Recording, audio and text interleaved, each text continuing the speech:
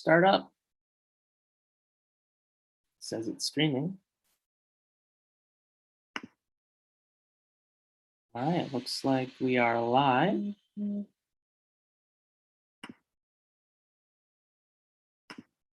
All right, very good. Okay, so any questions specifically on what we covered yesterday as far as content goes, like the types of things that we were working on, or any other concerns with, other than the concerns we were talking about in just a few minutes ago? Or are there any other questions that anyone had regarding like maybe some React stuff or any of the packages or anything like that?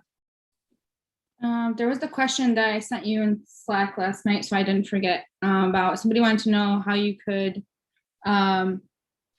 like create your capstone using React if you already have started HTML and CSS.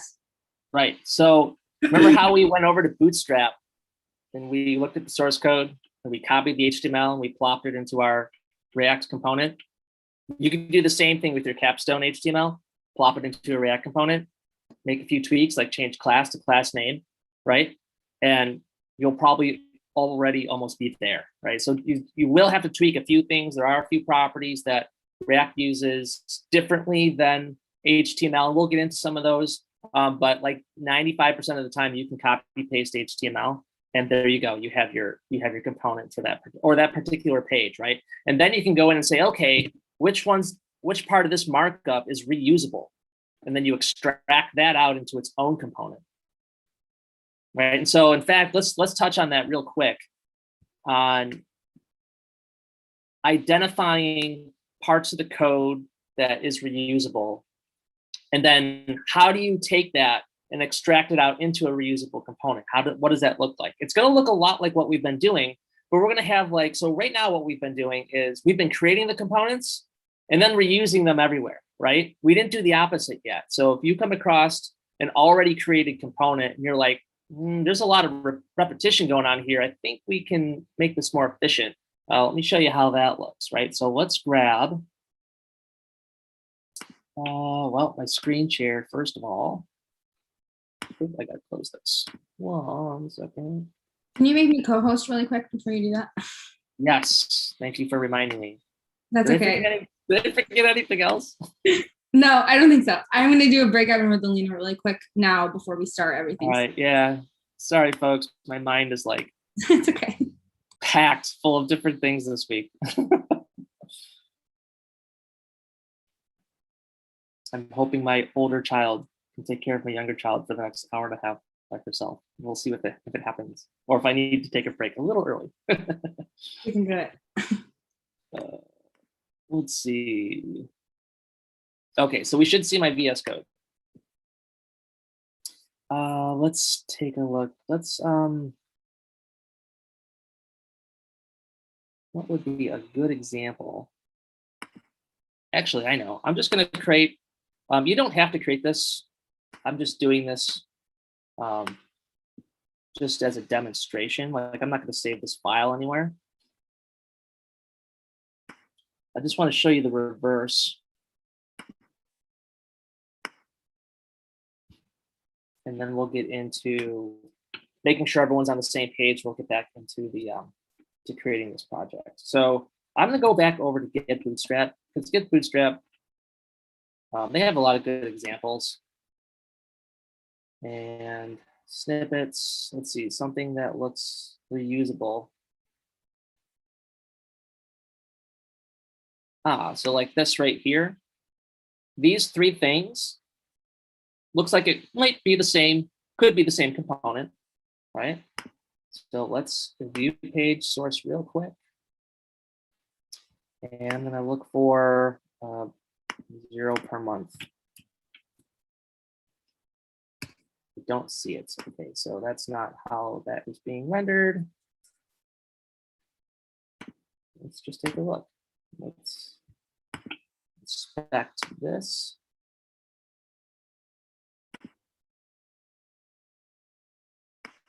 Div.card card dash header. Okay, let's take a look there. So card dash header. Ah, here they are.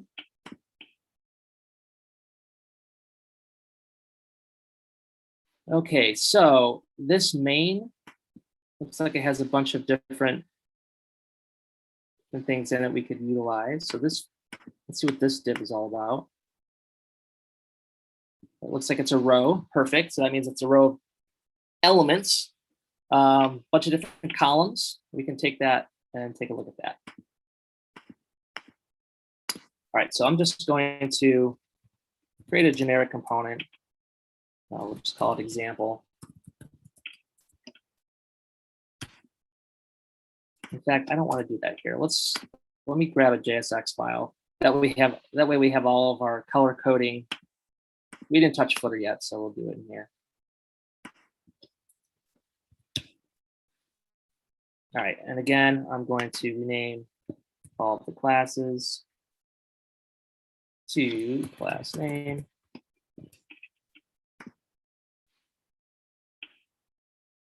All right, so let's take a look and see what we've got here. We have, sorry for this fast scrolling. So the first thing we have is a row. And if you're used to Bootstrap, you know that the next child in this for this element is going to be a column. And as we can see here, we have 3 columns. So those are being repeated, but we may not want to create the column as the component, right? We may want to look a little bit further into it. You don't necessarily want to create a situation where if you want to reuse this component, but if you do it as a col, like as a column, as its top element, you may not be able to use it properly someplace where maybe it's not inside a row, right? And so what we'll want to do is we'll want to say, let's go to the next level and say, oh, well, this one's a card. So my Zoom screen is resizing itself. Hold on a second. There we go. I like the way I can see you all. All right, so this one, it's a card. It exists within a column. This looks like a good candidate. Next one down is card header. Okay, so I know I'm inside some element that this example is designating as some sort of component on the screen. So what I can do is I could say, well, how many of these are?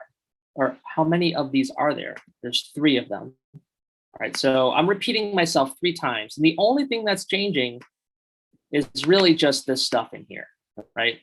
They're all showing the same styles. Maybe one has an active button and one doesn't, whatever. But for the sake of example here, let's say, okay, well, let's take our card. There's the end div, there it is. I'm going to cut that out.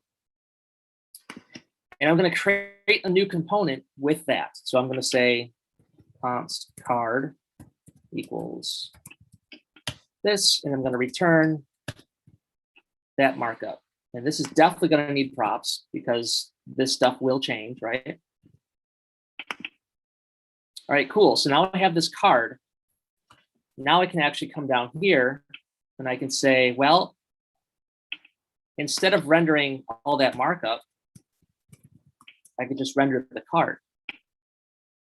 And now all I have to do is pass it props specific to what I want to display in that component, right? So I can come down to this one here.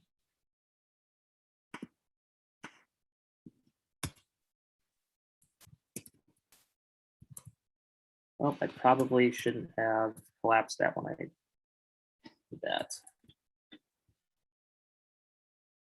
Hard, yes, we want to delete that.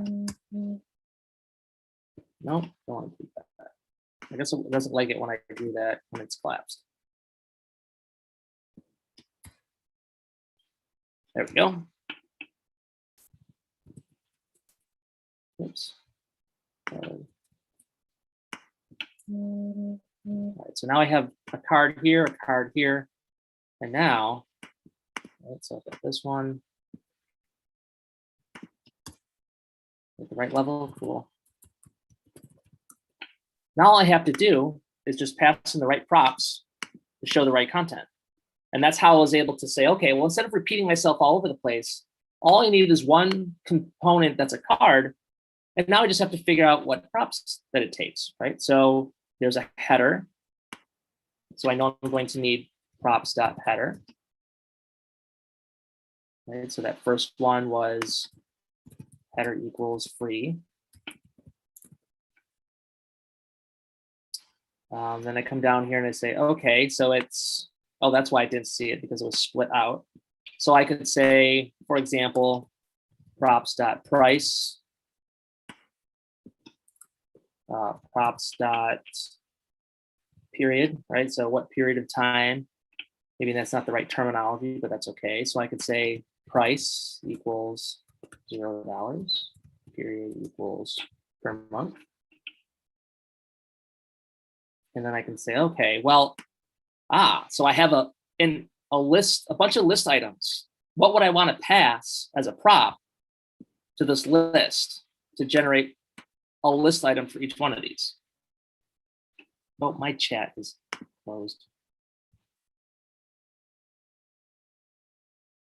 Will period work every time for period of time? Yes, as long as I pass that prop, right? So I could say,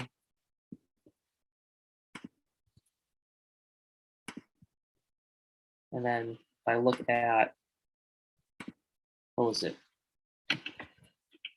0, 15, and 29. Oops. 0, 15, 29. I'll have 3 instances of card. This one's going to render 0, this one's going to render 15, and this one's going to render 29. Because I told it, here, this is where I want props.price to render. This is where I want props.period to render. I could say, maybe this is 129 per year. And now, for that particular instance, this will say /year. Right, so we're reusing the component. We're just telling each one of those instances, each one of those copies, what data we want to render for each one of those. And it's very specific. They won't overlap at all. So changing one doesn't change the other. But what I should say is changing this here won't affect this one, but changing this will affect all of them because they're all using this as a template, right? And then for this, I could pass in an array of items, right? I could say, let's make this easy on myself. We would have props dot say items, and that's an array. So we're going to map over it. We're going to get our item. We're going to maybe they all have some sort of unique ID to it, or if they're strings, we'll just do an int. We'll just go off the index, and then we're going to render out a list item with the item itself, give it a key because we're rendering a bunch of elements in arrays. We want to pass a key so React knows how to update these should it need to. Now I can get rid of this. I'm just going to cut that out. And just say data items or free items. We'll say free items just to get the thing out of here. Free items equals an array. Get rid of this stuff.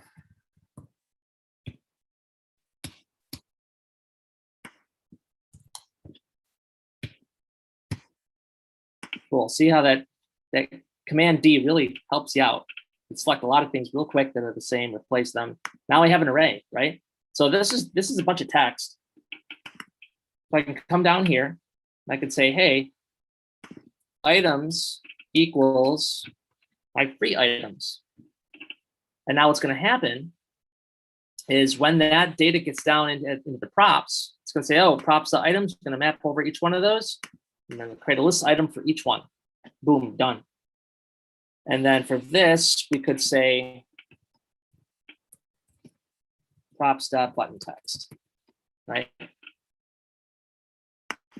And down here, button text, sign up for free.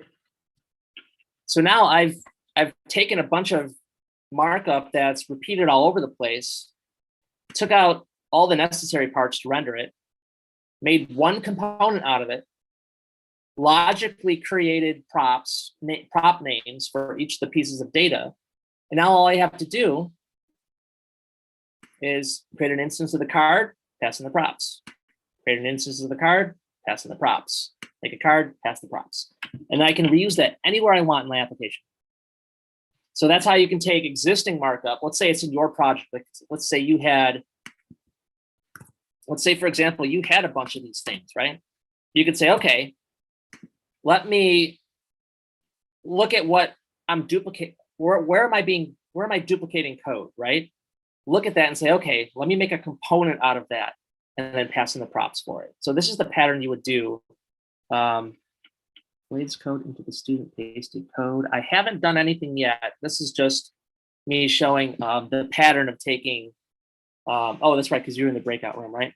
So this, all I'm really doing is showing how to take a bunch of markup where, if I look at the source, there's a bunch of duplicated markup. Oh, where's my cursor? There it is. Oh, strange. How to take that duplicated markup, which was this stuff here, create a component out of it. And all I have to do is call the component and pass in the props for each particular thing. Does everyone see how that? Yeah, cool. So that's how you work backwards from duplicated code to make it more efficient. So if you have code like that in your capstone project and you want to use React, you're like, I don't want to rewrite all this stuff all over again. Don't worry about it. Take your HTML, copy it in, paste it in, figure out which parts you can break out into different components, and then create instances of those components with the props. Cool. We've been doing it opposite this whole time, right? We've been creating the things before we paste them together, but this is how you would break down an existing project and convert it over to React. It's really quick. It's really simple, given the fact that JSX makes this really simple for us. It already looks like HTML. You just got to paste it in. Like I said, change class to class name. There's a couple other properties you'll have to look out for that we'll eventually get to. And then you're good to go right there. You know, I would personally take this and create a separate folder with a separate component file for it, right? So you know where to look for it, things like that. So, but that was a great question. Okay, so cool. Now, this is not what we want our footer to look like. So I'm going to revert the changes there. Unless, do you guys want me to copy and paste this into the pasted code so you have the example? I'm going to rename this as example to convert to React, just so we know what it is, not some footer. Let's see, so copy, pasted code, and this is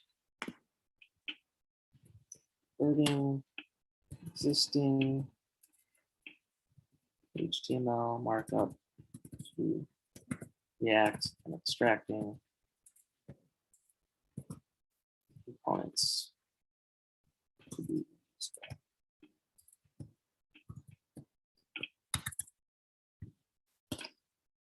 All right, there we go. So you guys have that.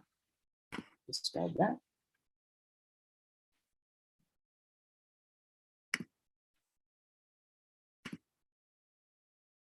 Okay, so now my footer should be my example thing from before. Cool. All right, so before we get into coding for today, did everyone pull down the latest from the repo? Okay, cool. So let's make sure we're in our class project working folder, open an integrated terminal. Yes, and stash changes, that's good. You can always pull those, you can always unstash things later. That way you don't lose them.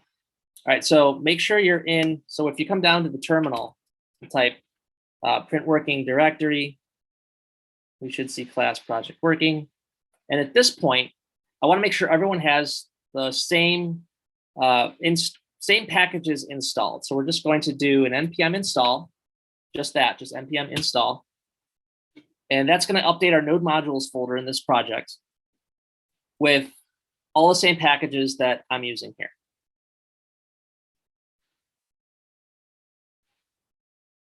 And that'll just take a minute. While that is installing for everyone, does anyone else have any questions on anything else, or what I just went over with like converting HTML to JSX? So you made changes in the folder that we just downloaded. So if we're coding along in a separate folder, we need to do this in the careers and code classroom code base one, right? And then copy those packages over afterward. Okay, so if you're working out of a copied folder, when you pull the changes down, you'll have to copy them to your folder, and you're going to have to run npm install in that folder. Okay. Wherever you're working out of, whatever class project working folder you're working out of, make sure you're in the integrated terminal for that folder and run the npm install in that folder. Okay, so maybe I should just do this on yours tonight because, okay, I'll figure it out. Thanks. Okay, sure.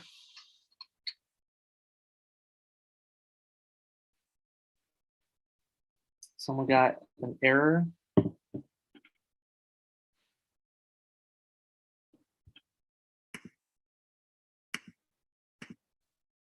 Did it say what error there it was?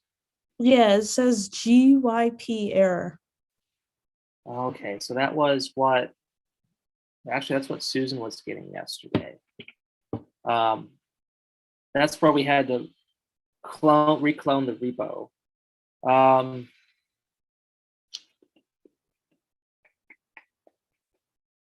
Is anyone else getting that? Or is it just, no, okay. So I'm wondering why that is. Rather than try to reclone the repo, or maybe, I don't know, Caitlin, would you be able to help her reclone that? To help Brandy? I lost my mute button and I couldn't find it. Oh. I was like, yeah, I can help. Okay. What is that? That's a weird error. Oh, it's Max was telling me about it. It's a very specific NPM project that Node Sas uses. And occasionally you'll run into an error based on other packages you have installed. Yeah. And the fix is kind of clearing that out and redoing it. Interesting. Yeah, it's I'm not sure how to get around that. That's strange. Yeah, but I can definitely help Brandy. Okay, yeah, so she should be able to create a breakout room for you and get you up and going with that. Okay, so but for everyone else, do you see this here? Well, you may not see the new version, but we should see that, you know, this is done. There were some vulnerabilities, right? And we should be back to our command line. I just grabbed a screenshot in case it was different and put it in the student pasted code if you or Caitlin wanted to just take a quick glance to make sure I'm okay. Yeah, you're set. That's fine. Okay, thank you. Okay, so from here, we'll type npm start. We're going to launch our application.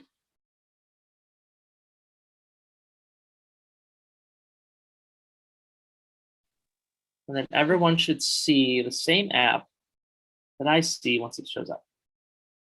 Once it starts. I can get rid of this and this. Joy, can I ask a quick question while we're doing this? Yeah. This is Latonia. Should we be worried about, I've been trying to do practice with other stuff and sometimes they tell you to install this and install that.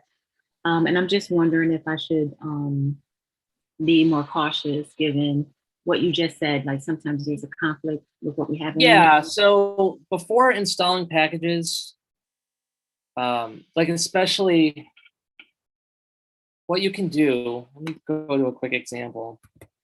Let's go to GitHub, and I'll just use one of the packages I created as an example.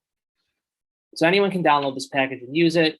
It is OBJFP, which is short for Object Functional Programming. Don't worry about all that right now.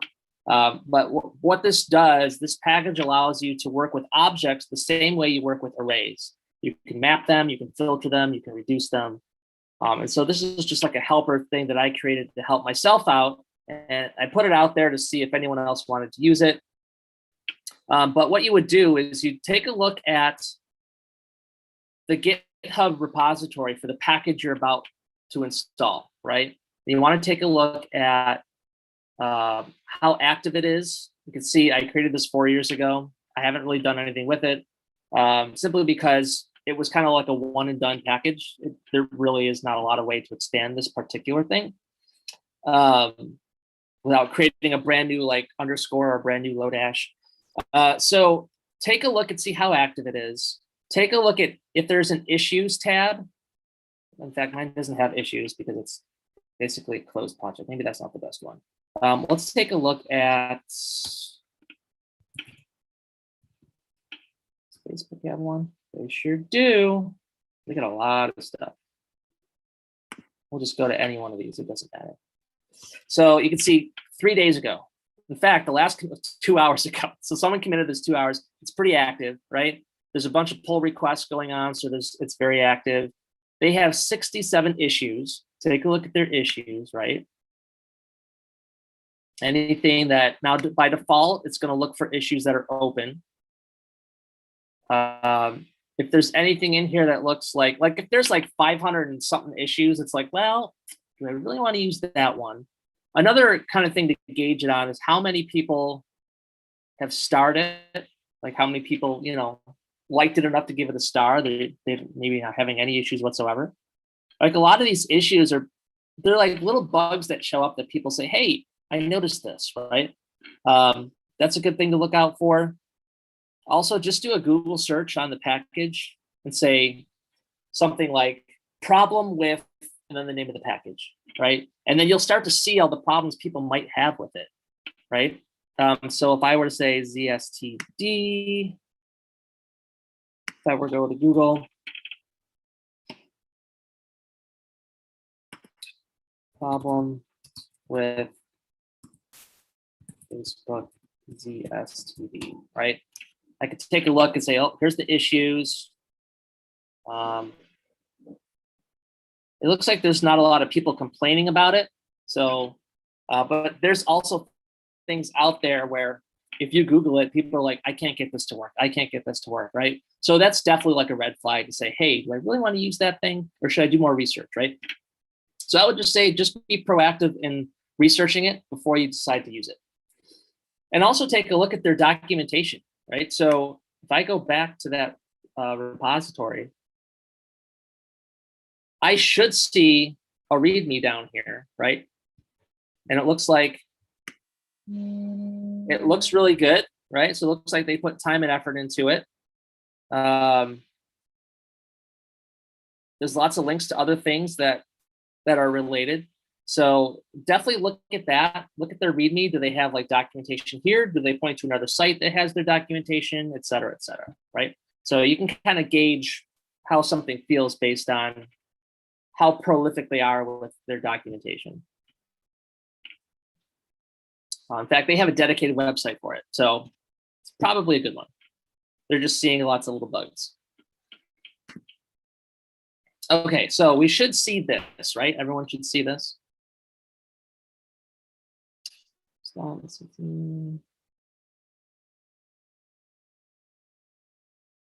Yeah, so in your working folder, you need to run npm install into the one where you copied everything. Yep. I've been putting some stuff in the chat. I don't know if I'm not actually in chat or not, but it should be React scripts start. No, it should be npm start. I thought I saw you do something with React. Yeah, so For Yeah. all we needed to do was run npm install, and then when that completed, npm start. Yeah, and I actually did that before Yeah. class. Yeah, Okay, so under the hood, it's running React scripts, but we're not going to type that because we're going to let npm do it for us. all right. No, it's Okay. messed up. All right, cool. So expand this so I don't have to keep going in and out. All right, cool. So everyone sees their application. They can click through the navs. They can see the different components. Awesome, awesome. All right, so let's take a look and see where we left off. I think what we did was, oh, I know what we did. We did the rich text component, didn't we? We talked about dangerously setting HTML. I think that's the last thing we covered last night. Let's see what we can do now. Oh, where's my, I gotta pull up my completed application. I must have closed that window. That way I have a reference.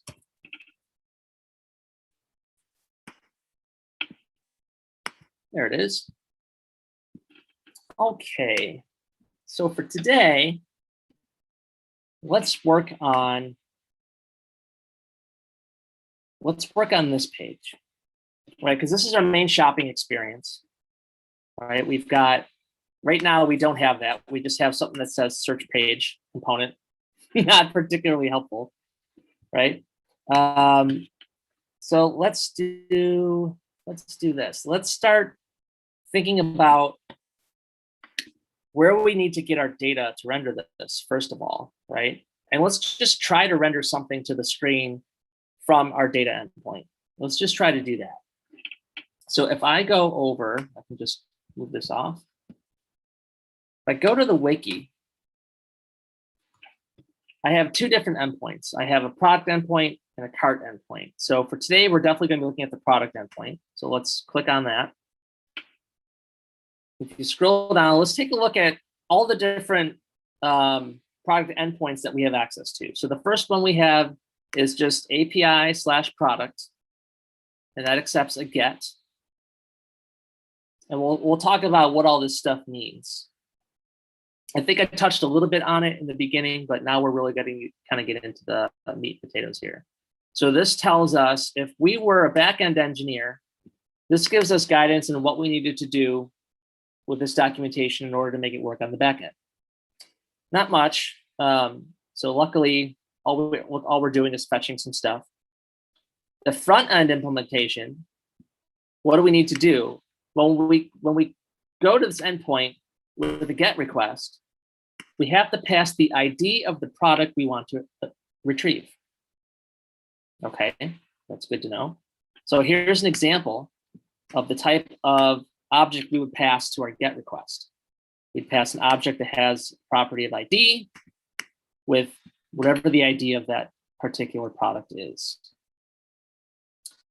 And then the product view model. So the difference between this in the input model literally means the thing you're passing to the endpoint. That's what it's expecting as input. The view model represents the thing that endpoint is going to give you back.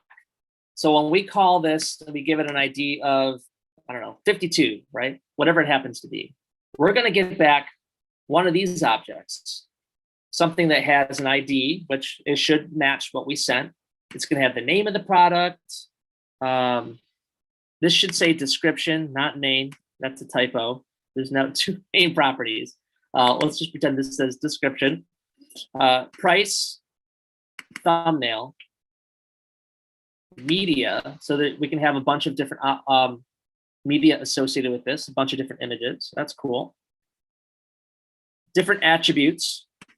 Okay, so that will come into play later. We know that there's maybe some things we can filter on, right? So maybe we'll want to look at the attributes if we're filtering on specific types of data.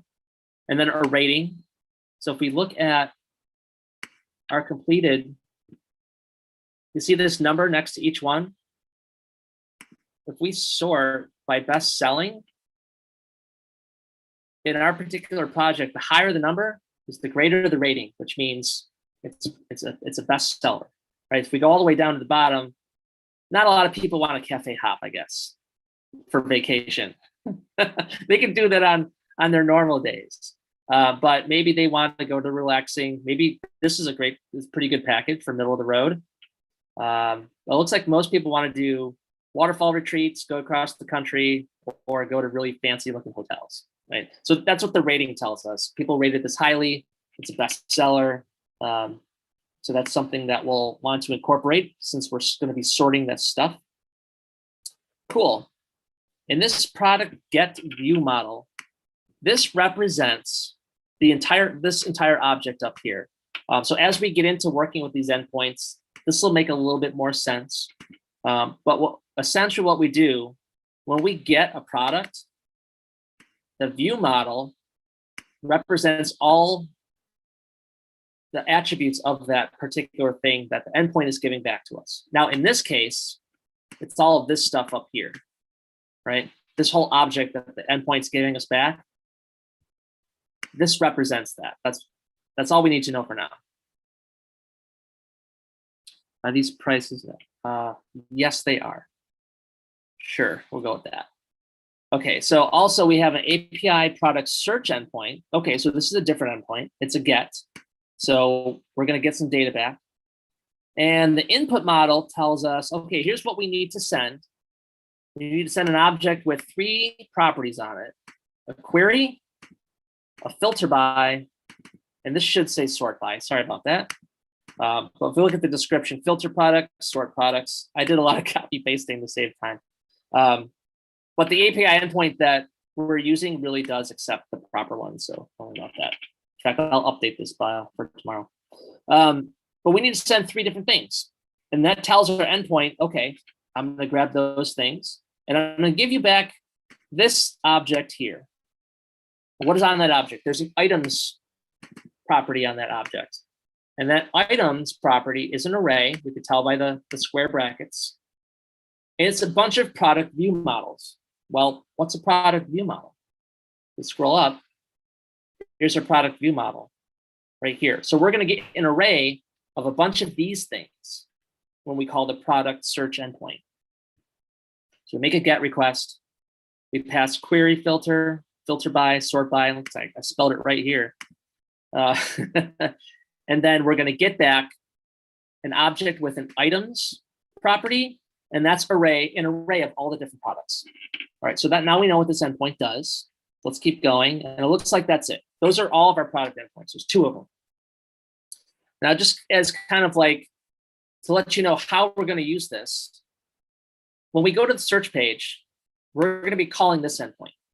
So we get back all the things that we're going to display on our search grid. But when we click on one of these products, we want to get only the information for that one. So when we click this, we'll be calling the product endpoint, and we'll be passing in the ID. How do we know what ID it is? Well, when we create each one of these product cards, we're going to make sure that that ID is available to us when we click it. And we're going to get that ID from the search endpoint's array of different items that it gives us back. Does that make sense? Okay. Any questions so far on what we've seen with the endpoints? Or is it like a little bit too early to formulate questions on it yet?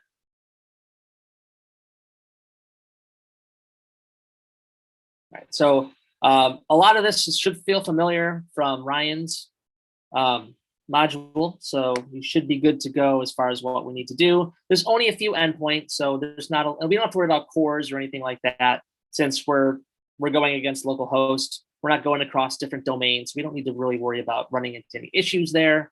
But in your own projects, if you do try to go grab resources, make sure that you are aware of maybe the course issues that you may be seeing. You may need an API key or things like that. So for us, we don't need to worry about it simply because we're accessing our own test data, essentially. Okay, so let me take a look at my notes.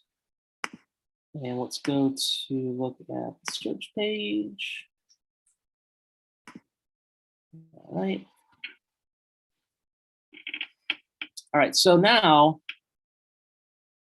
all we want to do at this point is just call the endpoint And let's just get some data to show up. That's all we want to do right now. And we'll do that on our search page JS. There we go. Cool. So let's go to shop where we can see our component as we work on it. And just move this over. Close out all tabs. Move this down so we've got some room. And I'll have everyone open up the search page JS file inside your search page folder inside components. And let me know when you're there. Thumbs up or nod head. Throw a crumped up paper ball at the screen, whatever you gotta do. All right. So now, instead of saying search page component, obviously we're not going to have that. So let's do this. Let's create a multi-line return statement. Let's get ourselves set up. And we need to think about the different things that are going to be on this page, right? So remember, there were 3 different components. There was the search grid, there was a search input, and then there was the search page option. So let's just put some placeholders in there to start. So we know where to render our data when we're testing it out. So if we take a look, again, I'm going to bring this over. The first thing we see is the search input, then the search options, right? Because these were the options. We could filter or we could sort. And then our search grid is the last thing. So we'll go with that. So if we come over here, we could just put a div and we'll say search input. Create another div with search options. And the third one will be our search grid.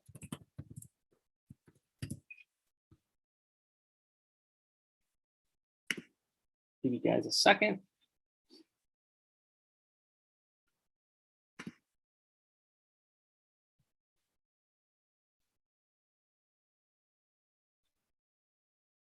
All right, everyone good there? Cool. All right, so in order to access data, we have to be able to make an Ajax request. And does anyone remember the name of the package that Ryan was using that he said we'll be using this time around?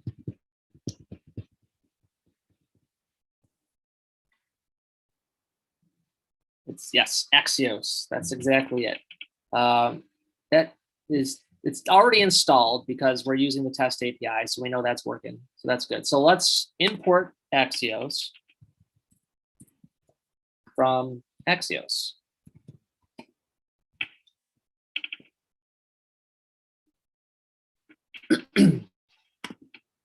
We're going to come down to our component. And we want to call this the first time the page loads. So if you go to any search page on an e-commerce site, what's the first thing it does? It shows you a list of what they want to show you, right? So if you don't have any search terms in the search bar, it just says, hey, we're going to give you back this stuff because we think you want to see this. Actually, we want you to see this because we want to direct your experience, right? So when we go to the search page in our app, we want to show all the packages. We don't want to be filtered out or anything like that. We just want to show everything. And eventually we'll make it so that we show the best selling ones first, because honestly, if they're the best selling, we're going to make the most money off of that. That should be the first thing at the top of the list. So if the first time we go to this search page, the first time it renders, it should make a call. How do we tell this component to make the call the first time it renders? Anyone remember what we need to pull in to access the mounting logic? Not use state, use effects. Yes. So let's import that. Import use effect from React. Now, the other thing we do need to pull in is we do have to pull and use state as well. Why would we need to pull and use state, do you think? We're calling the endpoint. We're getting some data back. We got to store it somewhere, right?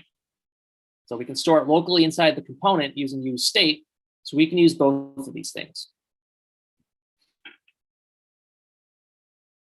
All right, so to start, let's create a piece of state to hold our data. And we will call it, just to be consistent, const items. And then again, we get an updater function. So set items equals, now by default, we have to give it a default value. Well, we don't have anything to render right now. So by default, when this thing loads, it's going to be null. There's going to be nothing, right? We don't have a list of items yet. That's going to be the job of our use effect, call the Axios endpoint or the Axios library to do that. Axios doesn't need curly braces because it's the default export from that particular package. And the reason I know that is simply because of the documentation, right? So it'll, in their documentation, it'll give you an example how to import Axios, basically copy and paste that line. So, Would good it question. hurt to use the curly braces though? Yes. Or is it just unnecessary? Okay, okay, so it wouldn't be good. You definitely will not get the same thing. So if Axios does not have a named export called Axios, you won't get it. All right, so following their documentation, it'll clearly state, hey, this is the default export. You need to import it like this. Now I could call this Axios from my NPM. That doesn't matter, right? This is just a variable placeholder for the thing that I'm importing. I'm just calling it Axios because logically, that's the module I'm importing. So that's what I'm going to be using. Make sense? Cool. All right, so we have a piece of state where we can place our data. Let's put in a use effect so we can actually grab that data. First thing is a callback. The second thing is a list of dependencies to listen to in case we want to, redo this thing. So right now we're only going to do it the first time it renders. So we're just going to keep it empty. So this is only going to happen when the component mounts. And inside our callback function block, we're going to call Axios. And there's a specific method on Axios called get. You can probably imagine what that does. We're going to make a get request. But where do we make that get request to? Well, for that, we need to go back to our wiki to take a look at the signature of our API endpoint. So if we go back here, let's take a look at wiki, product endpoints. We know we want the product search because we're on the product search page. Here it is right here. I can literally copy paste this. I'll copy that. I'm going to put it in here inside of quotes because get expects a string. And that string is the stringified URL of where that endpoint exists, which should feel familiar, right? The second thing it takes are the options that we want to send to this endpoint. Now, if you remember, if we look back at this endpoint, what does it take? Well, here's our input model. This is what we need to send to this endpoint to get some data. We need to send the query, filter by, and sort by. So let's create this thing. So we pass it an object. Now, I don't know if Ryan went too deep into the Axios library. I don't think he personally uses it. But when you send parameters to an endpoint in Axios that expects a get, and that get has optional parameters, you have to tell it that you're sending parameters and not just a bunch of data. So to do that, inside, now this is what's called the options object. So Axios expects that the second argument to get is an object, which are the options you're sending it. So inside this object, we want a key called params. And that's very specific to Axios. Axios expects this if you're going to send data to a get endpoint. In params, the value is an object. Now, conveniently, our endpoint's expecting an object. So that works out well for us. So what we can do is plug in those keys. So one was query. We don't have a query right now, so we're just going to do an empty string. We're going to do filter by. Again, we don't have anything yet. We'll keep it as an empty string.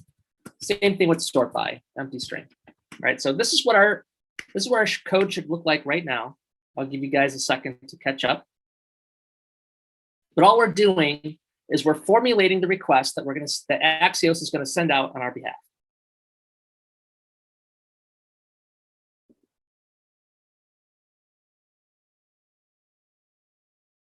And I'll give you guys just a second. I just need to check up on the younger child and make sure she's still okay. And I'll be right back. I'll give you guys a second to copy this down.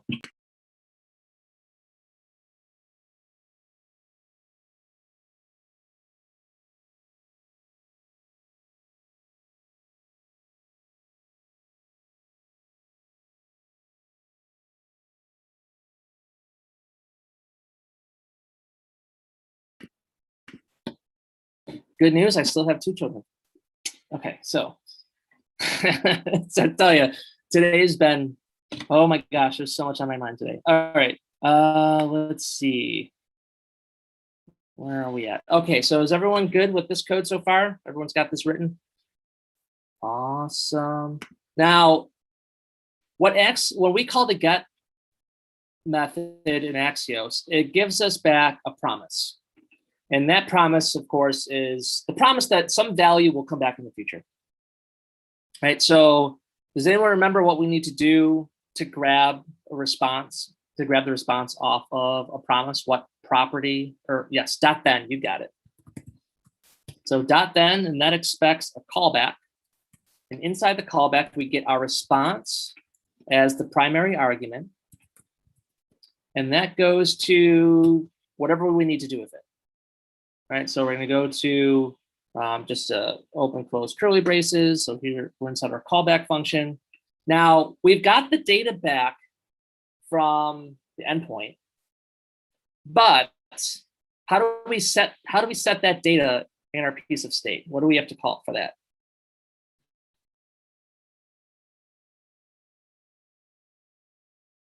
We need to call set items, right? Because we have items. We have this function to update items, and this is where we want to store the data. So we're going to say set items, and we're going to pass it the response.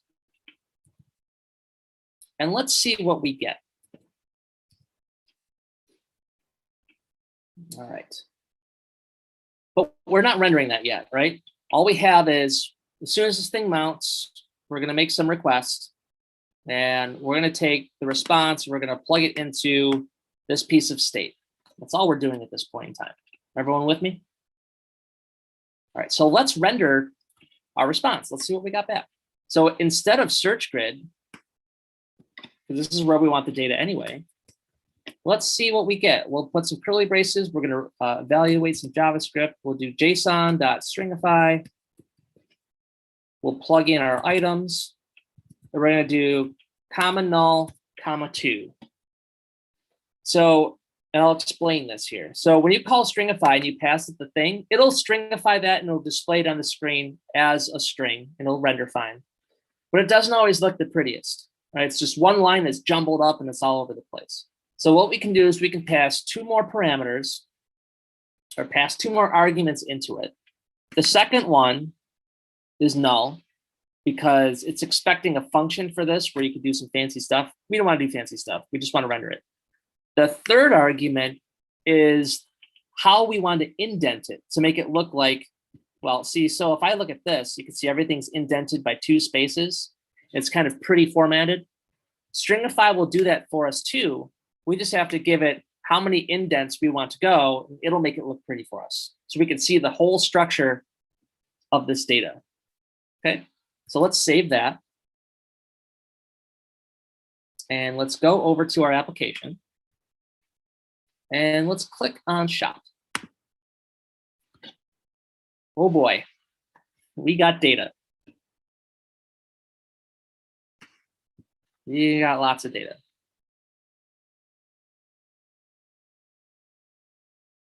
And it looks like we have, well, we got the whole response is what we got. And we can see here, the response is an object. I can tell right here because of the curly brace, or the curly brace. There's a status property. There's a data property. Oh, here's items. It looks like our data, our items is in a data property. So let's go back to our code. To our, instead of response, we want response.data. Let's take a look at that. So we'll just save it. And go back to your browser, refresh it. Let's see what we get now. Well, now we get an object that has an items property on it. Okay, so let's think back to our endpoint. Let's go to the API endpoints for products. Go down to product search. Here's what we pass it. Pass it these three things. And it gives us back, here's the view model. It's an object with an items key. That's where our data lives. So we're at the right spot. Now all we have to do is, instead of putting data inside items, we want data.items, because that's where our actual array is. So we're going to do that. Save that. Go back to your shop page, and we should see this is the array. You can tell by the curly, or by the square bracket, right? So now I have an array of a whole bunch of different items. They each have an ID, right? So if we remember, if we look back at the wiki again, in fact, let me bring up the wiki on the other screen. That way I'm not jumping around all over the place. And I'll just keep it open right here. This would be my wiki tab. Product endpoint. Okay, so if I were just to get a single product, this is what it gives me. It gives me an object with an ID, with a name, a description, a price, a thumbnail. Let's see if I got that. Here's ID. Oh, here's description. That's cool. That's really, really long. Look, here's media. I remember that being on there. Right, so it looks like we're getting all our properties, so that's good. So now we have an array of all these objects. Now, when the same thing that we did with iterating over an array of items to put in a list, we can do the same thing with this, except now we have a bunch of products. So let's start to make things happen here. Everyone seeing this data on their screen? Cool, very, very good. All right, so now the pattern of like doing a use effect when the thing first loads or when it first mounts to the DOM, and then doing your API call and then setting this data like this pattern is valid, right? This, in fact, this is the actual code that's going to be, that actually is in the completed application. This is the working code. So we don't need to tweak this any more than, as a spoiler alert, there are going to be things we're going to put in our dependency list. Because as we're working with like the search input box or doing filters or sorting, we want to monitor those things to be able to grab the next set of data, right? So as a user selects what they want to sort by, we want to go ahead and we want it to do that for us. We don't want to manually do everything, right? We want to tell React what we want to happen. So we're going to listen for changes and specific things as we go along. But for now, we're just going to render it when it mounts. Okay, cool. So now that we have that, let's take a look at creating a search grid to render this stuff into. So let's save this file. And let's go down to search grid. Let's open up searchgrid.js. And we're going to start building this thing out. So working with data is, for me, it's a lot of fun because I like the interaction between the two environments, between backend and front end. It's fun. It's fun for me. Hopefully you find it fun too.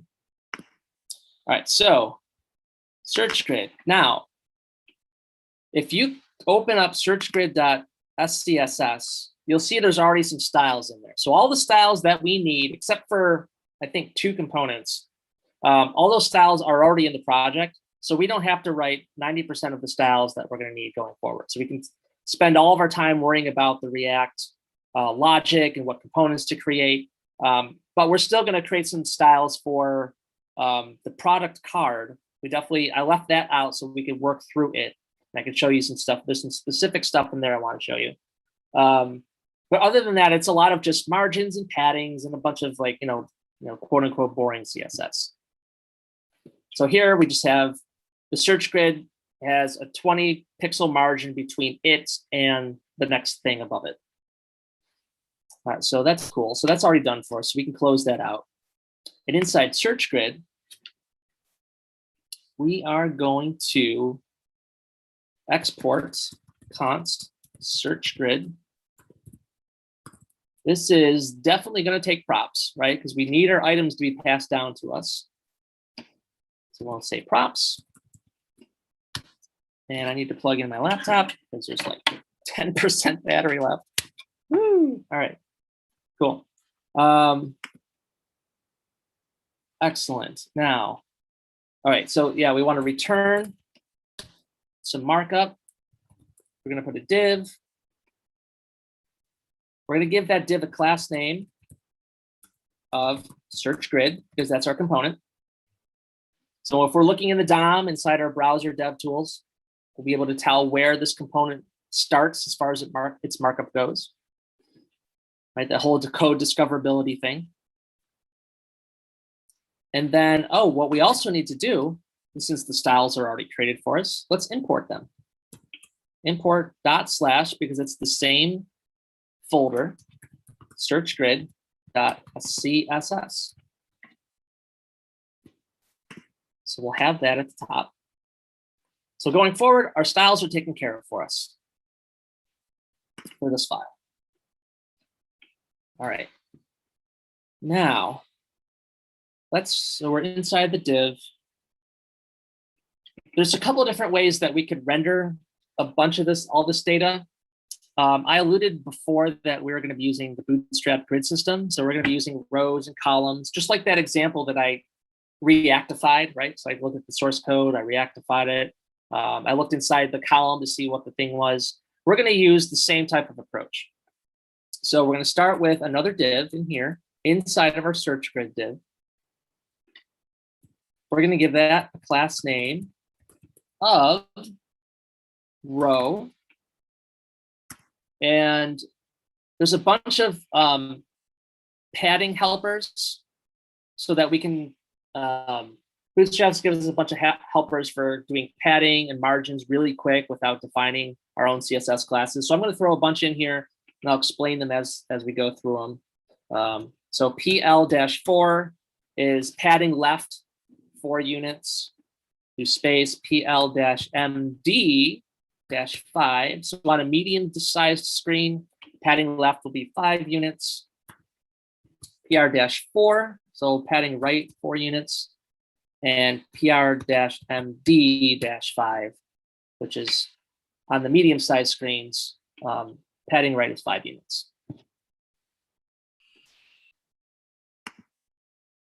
And I want to check. Well, I still need to look into that. Sorry about that. All right, so we have a row. We've set some padding helpers. So each row is going to have a specific set of padding to make it look nice and aligned on the screen. And inside here, we want to render our stuff. So props.items.map, right? Because we're going to be passing items down to it. Oh, let's do that first of all. We haven't imported that search grid into here yet, so let's keep going. So we're definitely accepting props because we need to pass our items down. And what better way to look for that other than a props.items property? We're going to map over this stuff because we're going to get an array of things. We're going to get item, and we're going to render in parentheses, we're going to render a div.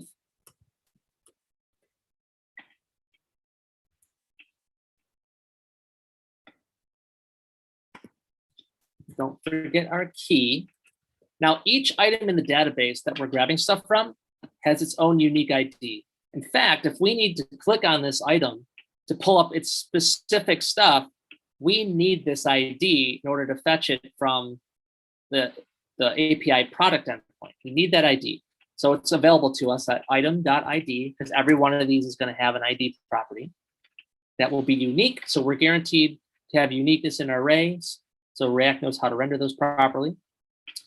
And we're going to do a class name on here. Now, this is a little bit different from what I did earlier, where each card was inside an already existing column. Now, on this particular application, it's hard to know how many columns you need if you don't know how much data you're getting back, right? So for this example, we're going to define the column on each of the divs for all of our products, because we don't really know how many columns we need, right? What if we say, okay, well, let's do 5 columns, but we only get 2 pieces of data back? Or what if we get 20 pieces of data back and we've only defined 3 columns, right? Our screen's going to look a little not how we want it.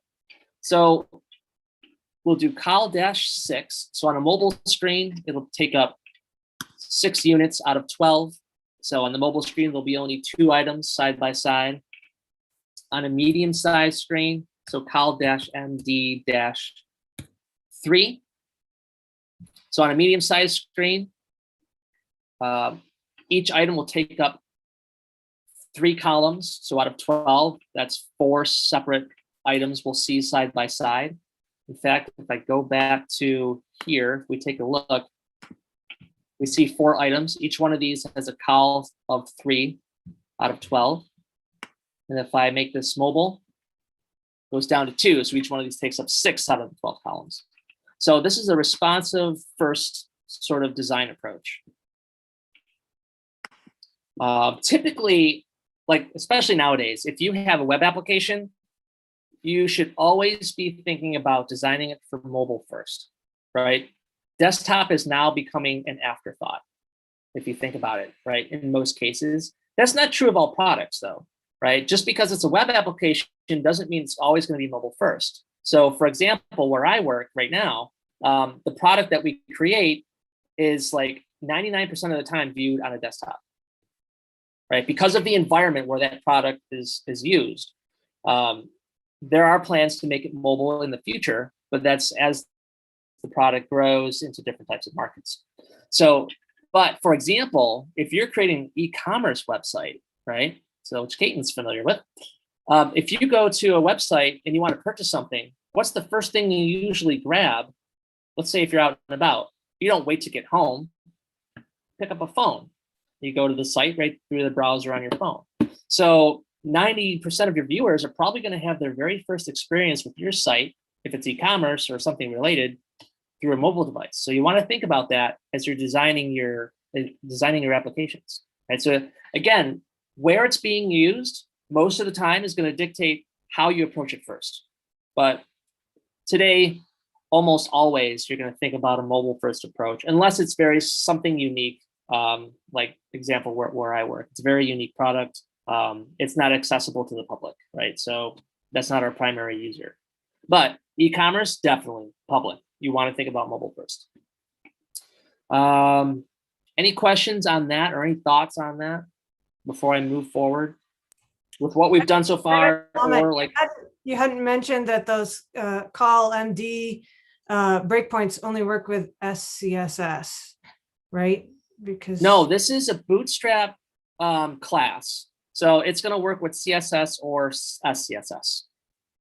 And at the end of the day, SCSS gets compiled down to CSS. And these classes are already provided via Bootstrap. So I don't need to worry about where they're coming from or how they were compiled. I just need to pass them on to the class name so that this element knows which classes should be applied to it when it gets rendered to the DOM. Does that help? Yeah, I'm a little confused because I actually installed SCSS on my capstone while reading the Bootstrap documentation because I thought I basically couldn't use the breakpoints without. Right. So the installing difference it. But I'm between doing it a little different with add includes and stuff, so maybe that's why. I don't know. it's well, if you're defining your own classes, then yeah, it'd be a little different, right? So Oh, okay, okay. we're using Bootstrap's classes. We're not creating classes. Makes sense now. Okay, Yep. thanks. So I we're haven't going to use what they tried give that us. in a while, and yeah. It's a good question, though. All right, so inside here, inside this div is going to be our product card. So, well, we don't have a product card component just yet. So what's the next best thing? Maybe the name. Let's render a name of each item. Let's do that. So we're going to render item.name. We're going to save that. And just in case anyone mistyped anything or was having issues catching up, I'm going to paste this inside of the pasted code chat. This is search grid.js.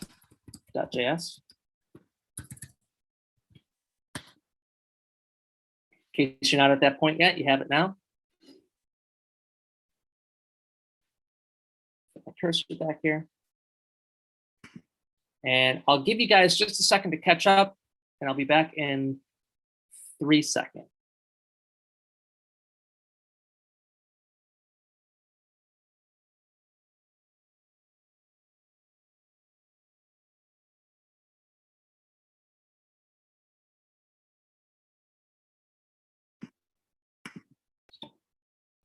Still 2 children, doing good. Successful so far. All right. Okay, so is everyone good at this point? Everyone's got the same code? Awesome. So let's go to shop. Oh, this is the completed app, sorry. Let's go to shop on here. Well, let's refresh. Let's see what we get. We get the same thing. Why? Anyone know why? We created search grid.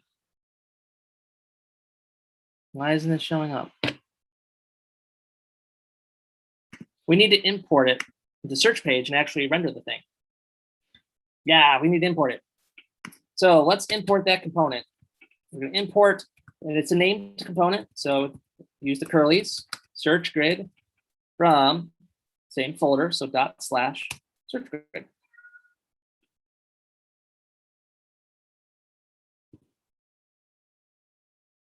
Now we come down here, and instead of rendering JSON, let's replace that.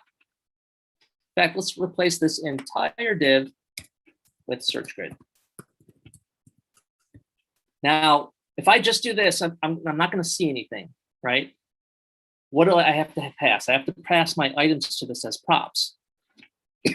So it takes an items prop equals, oops, evaluates in JavaScript this items variable up here. Items. Let's save that.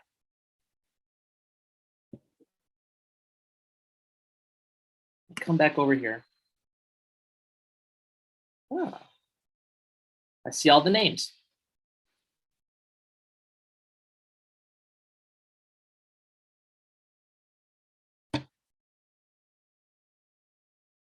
Is everyone seeing that?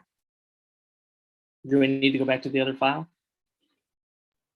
Can you go back I to your see. code, please? Yeah. So at the top of the file of search page.js, we're importing search grid. And then we're rendering it below our other 2 placeholder divs. We're passing the items prop, our items variable, which holds our data once Axios finishes doing what it's doing.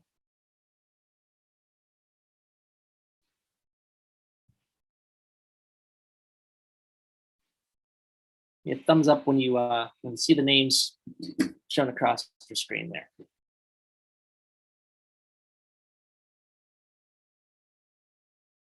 Cool. See thumbs up, see head nods. everyone good so far? Excuse me, Joey. Yeah. This is Latonia. I have a type error. It says cannot read property map of null, but I deleted what you deleted, and I'm not seeing. So are you not passing the prop to it? No, I have that search grid, sub-closing, items equal items. They were in brackets, right, Curly? Yeah, so props.items.map. I'm not sure. Let me look closer at it. I'm sorry. Okay, if you look at items here, you have it set to null. Okay, is anyone else seeing that error? Yeah, similar one, yeah. Okay, I was wondering if I would see it. I was kind of hoping I would, actually. Oh, there it is. Perfect. I didn't refresh enough. Okay, I so this is still have- actually what I wanted to see. I So- still have the failed to compile, so I have not been able to view the That's a app little different. Yeah, that's on different. my So computer. let me paste in both search grid and search page as they exist right now inside the chat. So we did make some changes. So we'll do search. Oh, this is search grid.js. We'll say updated. So search grid's in the chat. And I'll grab search page real quick. Oh, I'm sorry. That was search page. Sorry about that. Let me rename that. Search page.js. Cool. Now I'll grab search grid.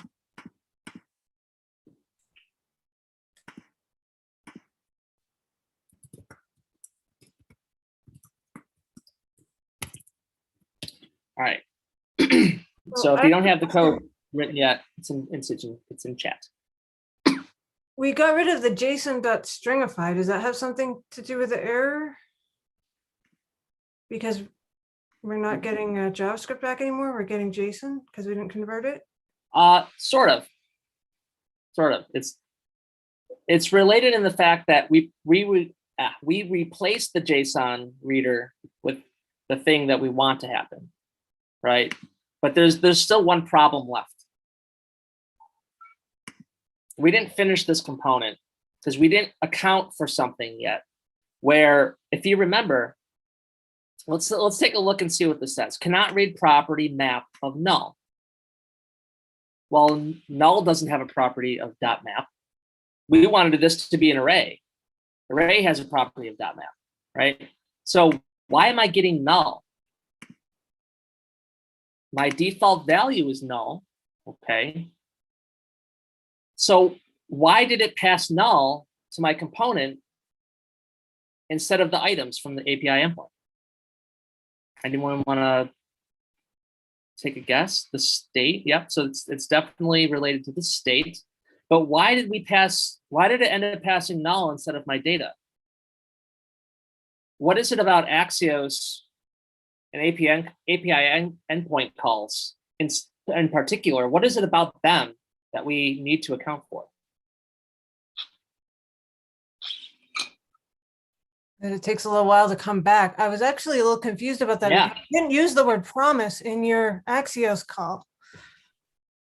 No, it gives us back a promise by default. That's what it gives us. Okay. We don't have to tell it promise. Do It's- promise or anything like that. Okay. Right. Yeah. That just by reading their documentation, basically you say, oh, this gives me back a promise. So I know I can do a .then after I call it. But yeah, it does take a while to come back. It's asynchronous. So when this renders to the DOM for the first time, yeah, this will fire off, but it's not going to get back in time before this actually renders. So we have to account for that, right? Because we're totally expecting an array to come through the items prop, and we get null. Well, there's no map on that, so yeah, the logical conclusion is sorry, that doesn't work. So when you're creating components that are expecting data, you have to account for the fact that, hey, this is an asynchronous call. It's going to take, even if it's 9 milliseconds, it's going to take time according to the computer. right? So how do we account for that? Well, there's a very quick way to do that. Inside of our search grid, now up here, we don't necessarily want to put like default data in here. We don't want that at all. All of our data has to come from our endpoint, regardless, whether we like it or not, right? That's our job. That's what we were hired to do. So how can we get around that? We can go to searchgrid.js. We could say, okay, when this thing renders, if I don't get data, I'm not going to complete this render. I don't want to do that, because if I do that, I'm going to run into the problem of calling map on something that doesn't exist yet. So what we can do with the very first thing is if, we'll do an if statement, if not props.items, or if props.items is falsy or null or undefined or any sort of false value, we want to return null. And what this tells React is says, hey, instead of returning markup, you're returning null. React says, okay, I'm going to render blank, nothing. I'm not going to do anything, right? So returning null in a component tells React, don't render the markup. Do the logic in the component, but don't render anything yet, right?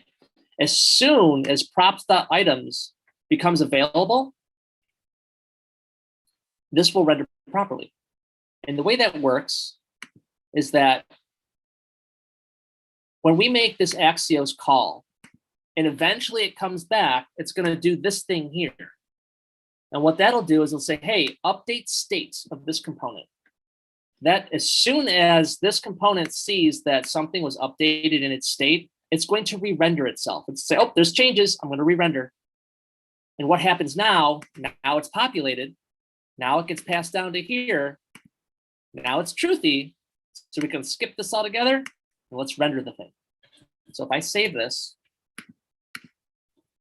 refresh my screen, do a hard refresh,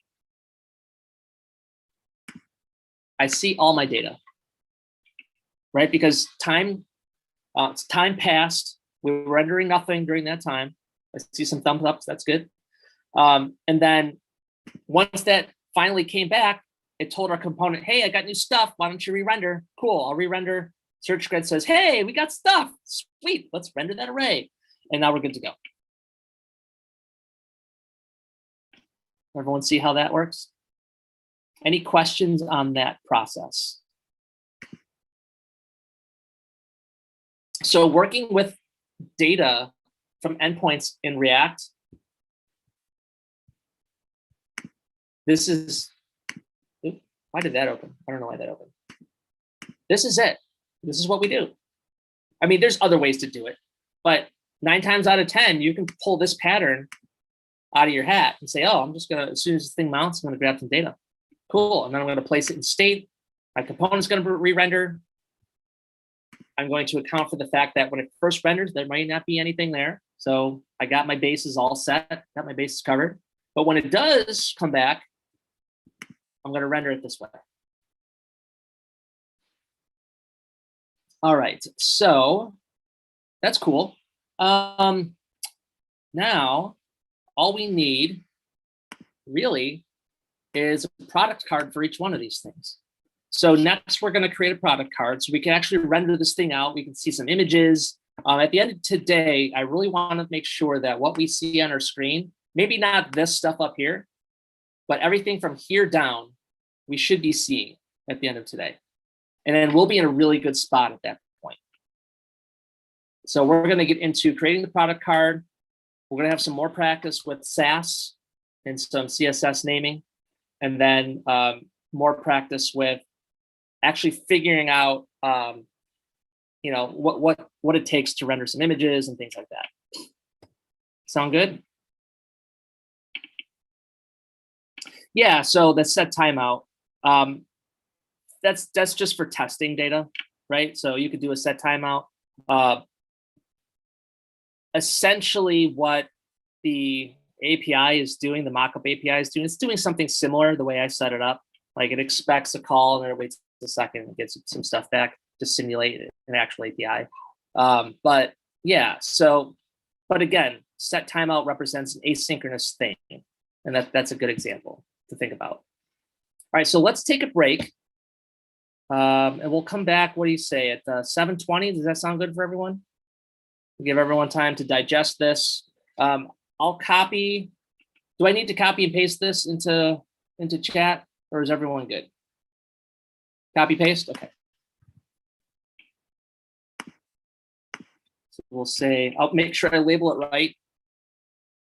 I'm on search grid, so search grid.js updated number 2. And then I'll get search page. Search page didn't change. So the last thing for search page is valid. So I'll leave that there. And I'll just leave this on the screen for now. And I'll see you all back at 7:20, unless there's any burning questions before we go on break.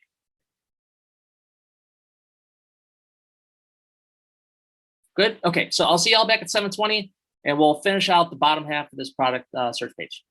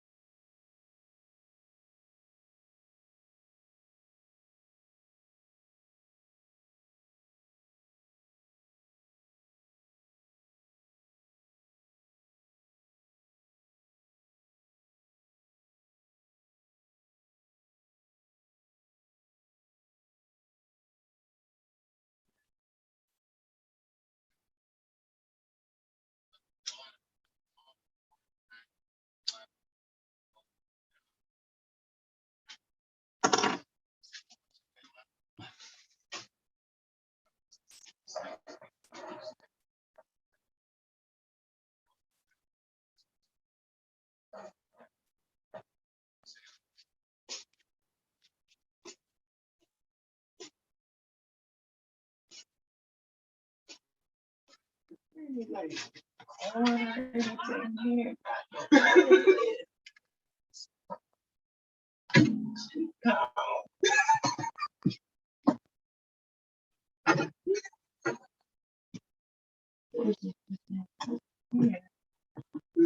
probably over here.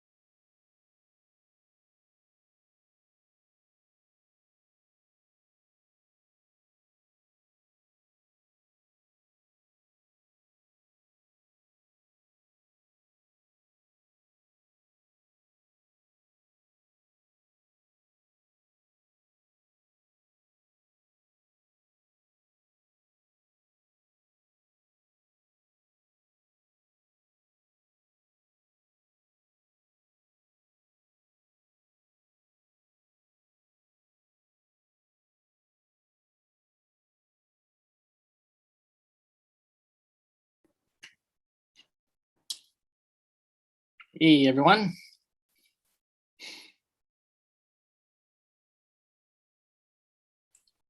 All right, get back to my screen here.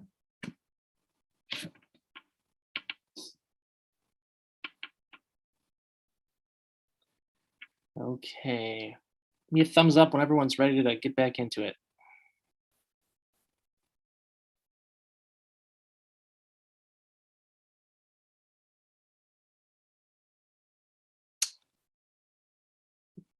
Cool, cool. I think I saw a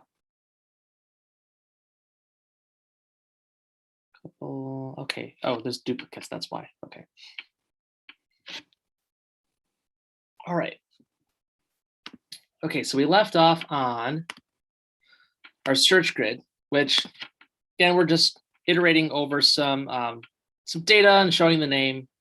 Not exactly clickable or useful other than, hey, there's some names on this thing. So let's make a product card to display what all these products represent. So we'll start by, so we've created a placeholder component for product card, right? So let's go there. Let's go to products, components, product card JS. And let's start creating this thing.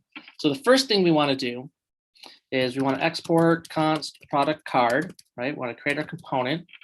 It's definitely going to take props, right? It's going to take that item. For each one of those items in the array, it's going to take that item as a prop. So we can handle displaying it. And no special logic here. We're just going to display what's there. So we're going to return some markup. Start with a div. We'll give that a class name of product card to match our component.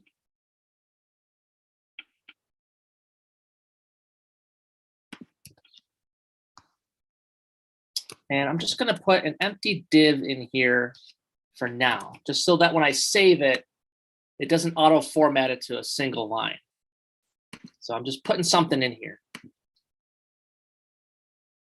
In fact, what we could do is inside that div, to make sure we are rendering right, we'll do oops, whoa, that was not the right thing. Props.item, because we're going to take an item prop.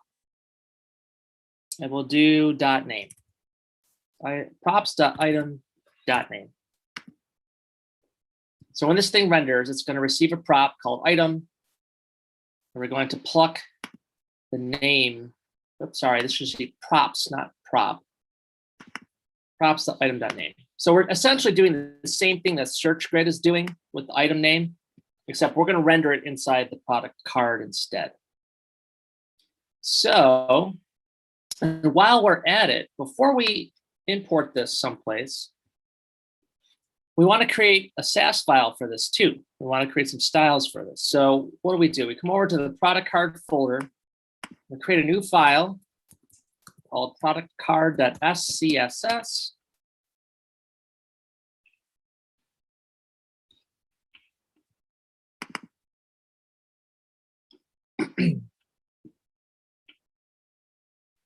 Okay. The cursor, there it goes. And in here, we're going to define the class name of product card. And we're just going to start there, just so that the file is created and we can work on the styles as we go forward. Now we'll go back to productcard.js. Let's import that Sas file. So import ./productcard.scss. Save that. Excuse me. And now, inside our search grid, we can import our product card. So underneath this import, we'll say import curly's product card from. Now remember, we got to go up a folder. So // product card into the folder / product card. So / product card / product card.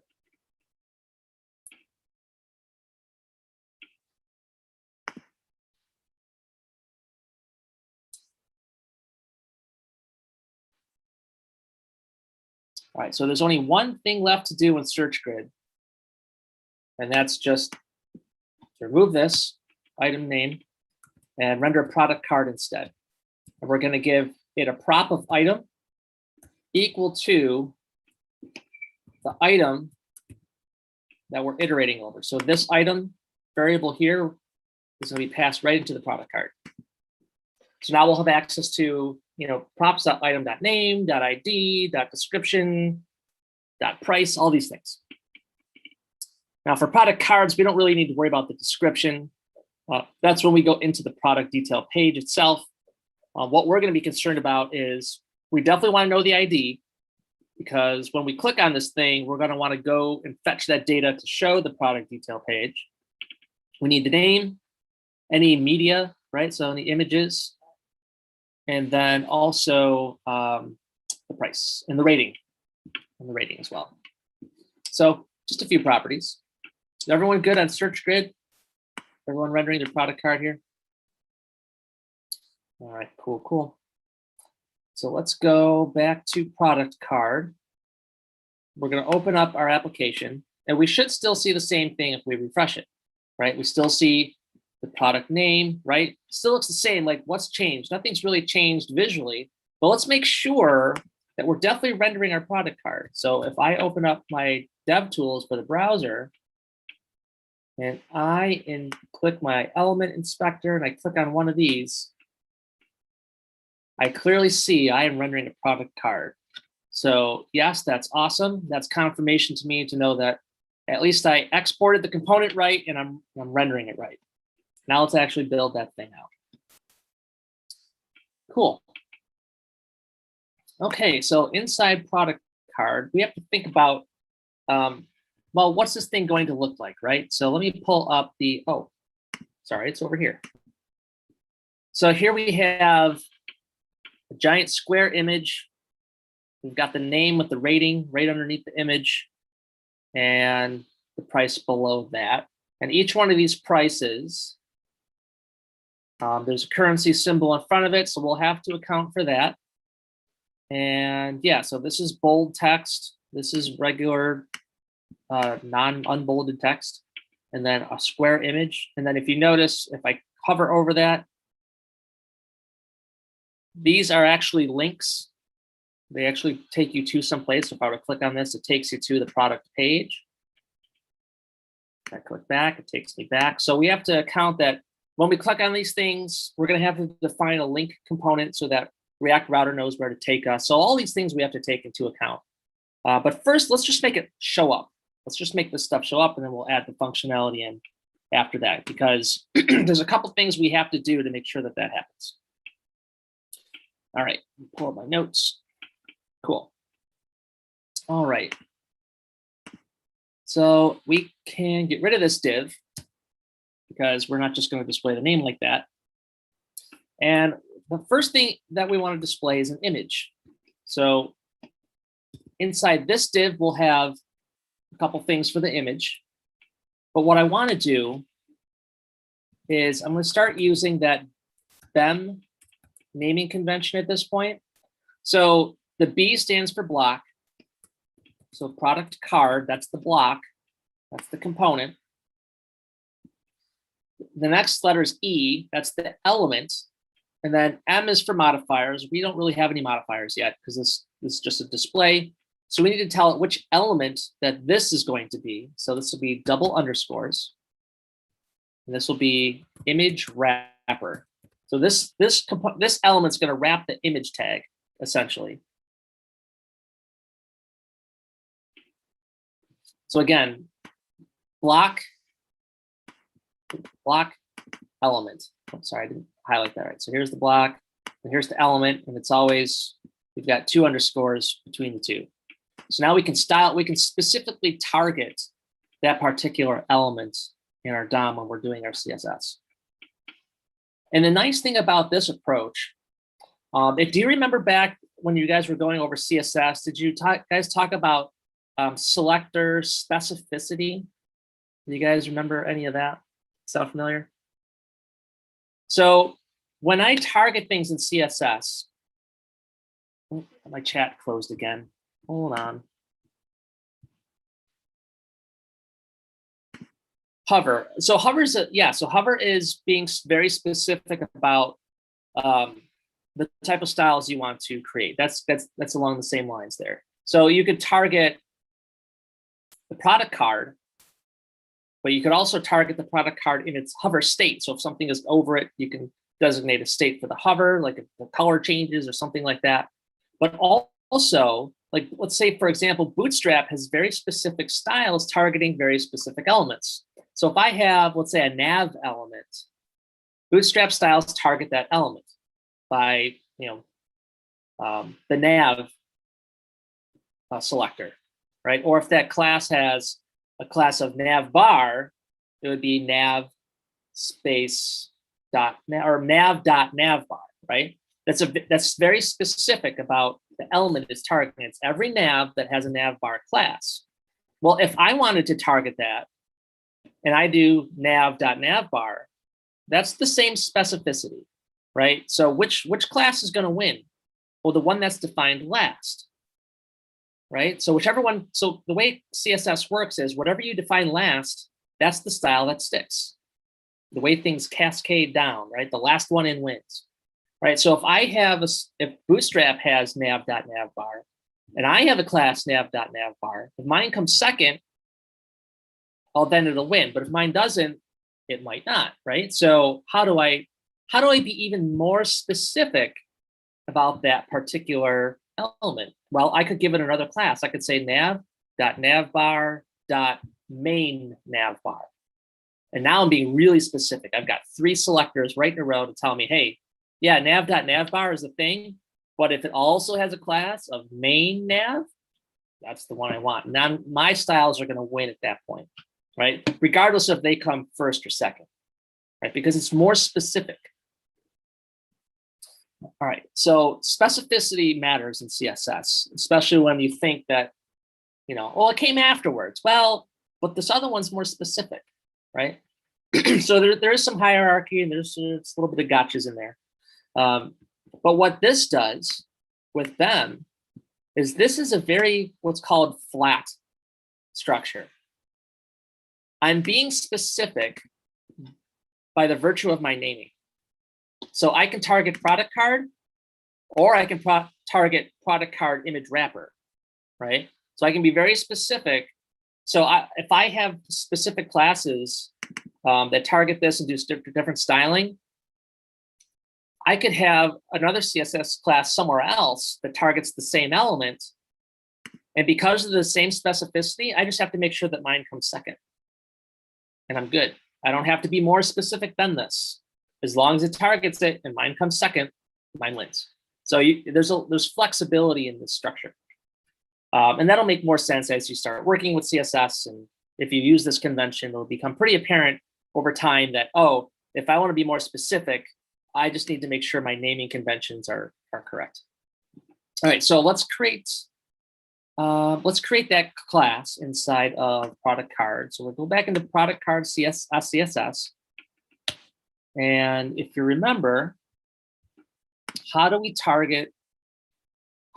append different things? Well, or how do we do our nesting, right? We can nest things to say, okay, product card, instead of saying product card dot whatever, I can combine these things together. But this isn't as simple as saying product card and image wrapper. So I can't do product card dot image wrapper. I can't do that. Instead, what SCSS allows us to do is say dot product card, and then anything in here, if I put an ampersand image wrapper, oops. What this says, when this compiles down to CSS, it's going to create a product card class, and it's going to append this thing to it. So it'll create a product card class, and it'll create a product card __ image wrapper class. It's going to do both of those things. So I don't have to come down here and say product card space product card __ image wrapper. That's a lot of extra writing, and it's not necessary. So what Sas allows you to do is, by the virtue of the fact that it's nested and you're using this ampersand signal, it'll combine these two together. So as I'm hovering over it, it shows me right there, element class equals this, right? So that's the nice thing about Sas, is as long as it's nested properly, you can create these long classes if you need to without a lot of extra typing. So our image wrapper, there's actually no classes that we're going to, I don't have any styles on image wrapper.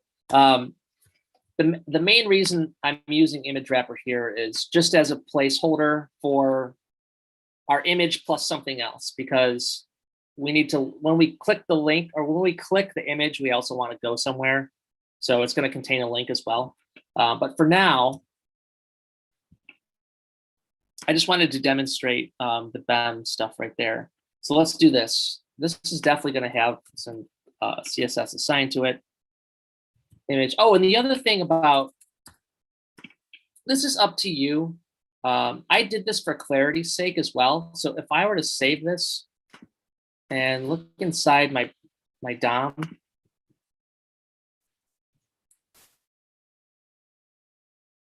oops. Oh, right, because I'm not rendering the name anymore. So I'll have to do it this way. I'll get close enough. So inside search grid, here's my rows, here's my divs. There's a product card.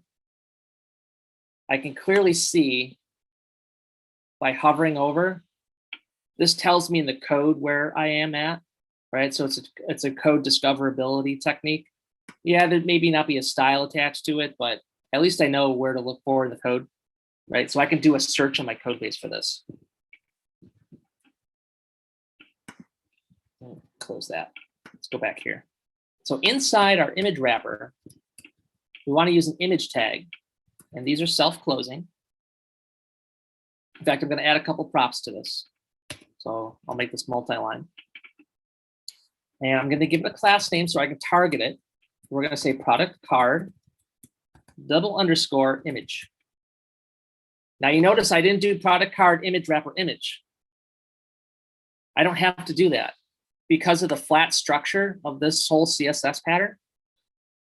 As long as it has, as long as it has the block name and the element name, that's all I need. So we gave it a class name. Now image tags take a couple other attributes. One is the source. So what URL do I pass to this image tag so it knows what to render? Whether it's an external URL or a relative internal one, we have to know the URL. The other thing that it takes is an alt tag or an alt property. And this is for accessibility.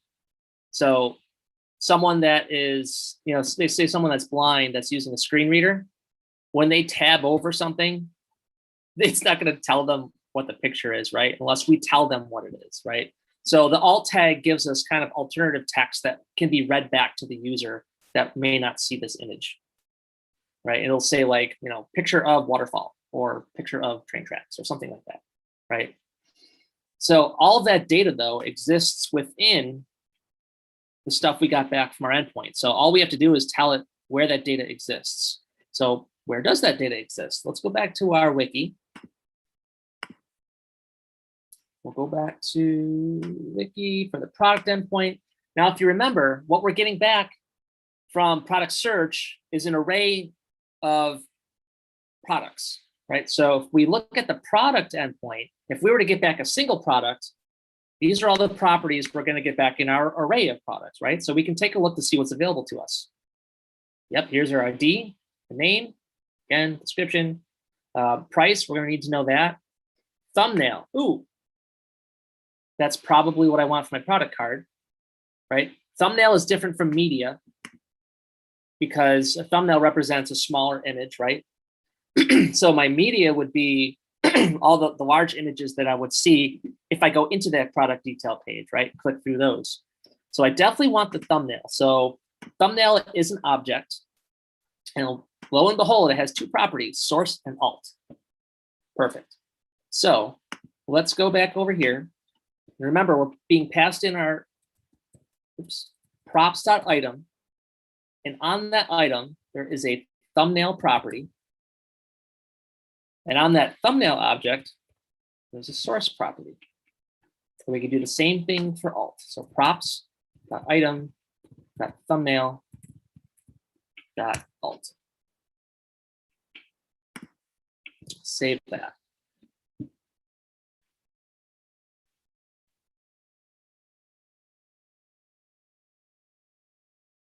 Yes, exactly.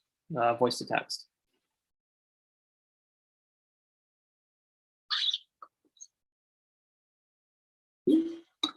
Oh, yeah, I just saw that comment. Concatenates the two together, exactly. The way they're nested and use the ampersand, concatenate them both.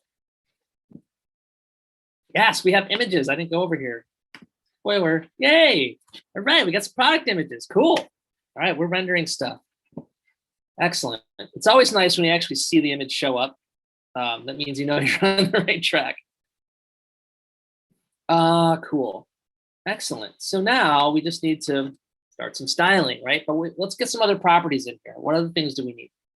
Well, we have the image so far. Underneath that, let me split this out so we can clearly see the delineation here. We're going to create another div.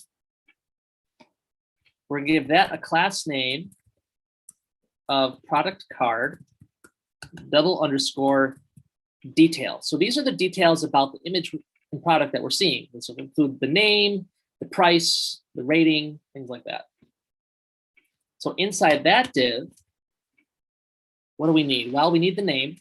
So we'll create another div, give that a class name of product card _, name.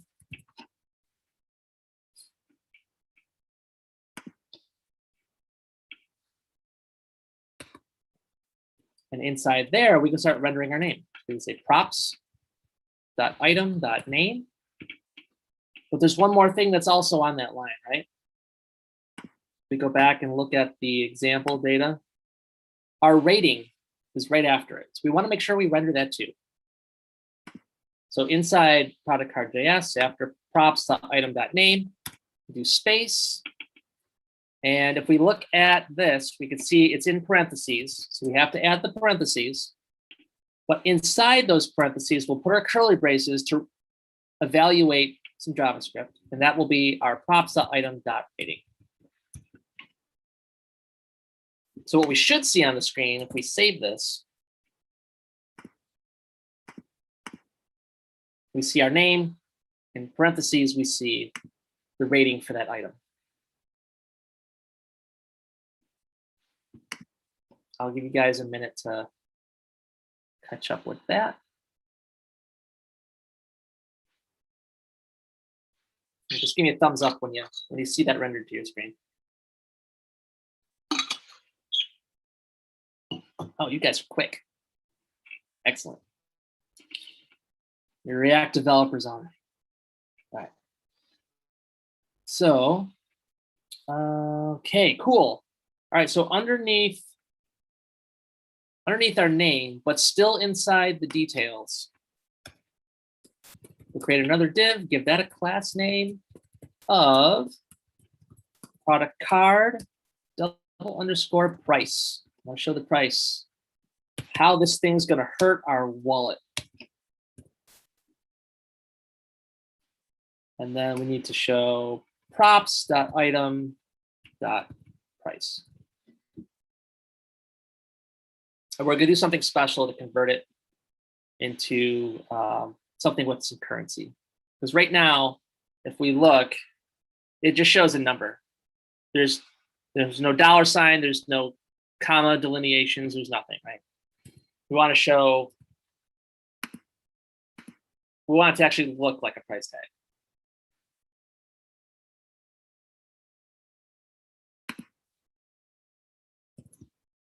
Leave this here so you guys can see it. Now, there's a couple of different ways that you can convert something to a price. You could pull in an external library, some sort of NPM packages that converts numbers to currency. We're not going to do that. We're not going to go search the web for that. We're just, since this is the only, we'll create our own utility for creating a price. This will show you how you can create helpers and things like that. So give me a thumbs up when you all see the price number show up on your product cards. Cool, cool. All right. Excellent. You guys rock. Okay, so let's do this. Let's go over to, I'm going to collapse my components folder. And if you notice, there's a utils folder in here. That's a perfect place to put helpers. So we're going to create a utility that takes a number and converts it to something that looks like a price tag. So create a new file in here. Oops, where'd my thing go? New file. And we're going to call it, oh, where's my, there we go. Wow. Prices.js. So this utility handles anything related to prices. So if you look at the util file name, that name should tell you what aspect of your application the helpers are for, or the utilities are for. So if I see something that prices, I know that the utilities in this file, these functions, work with prices.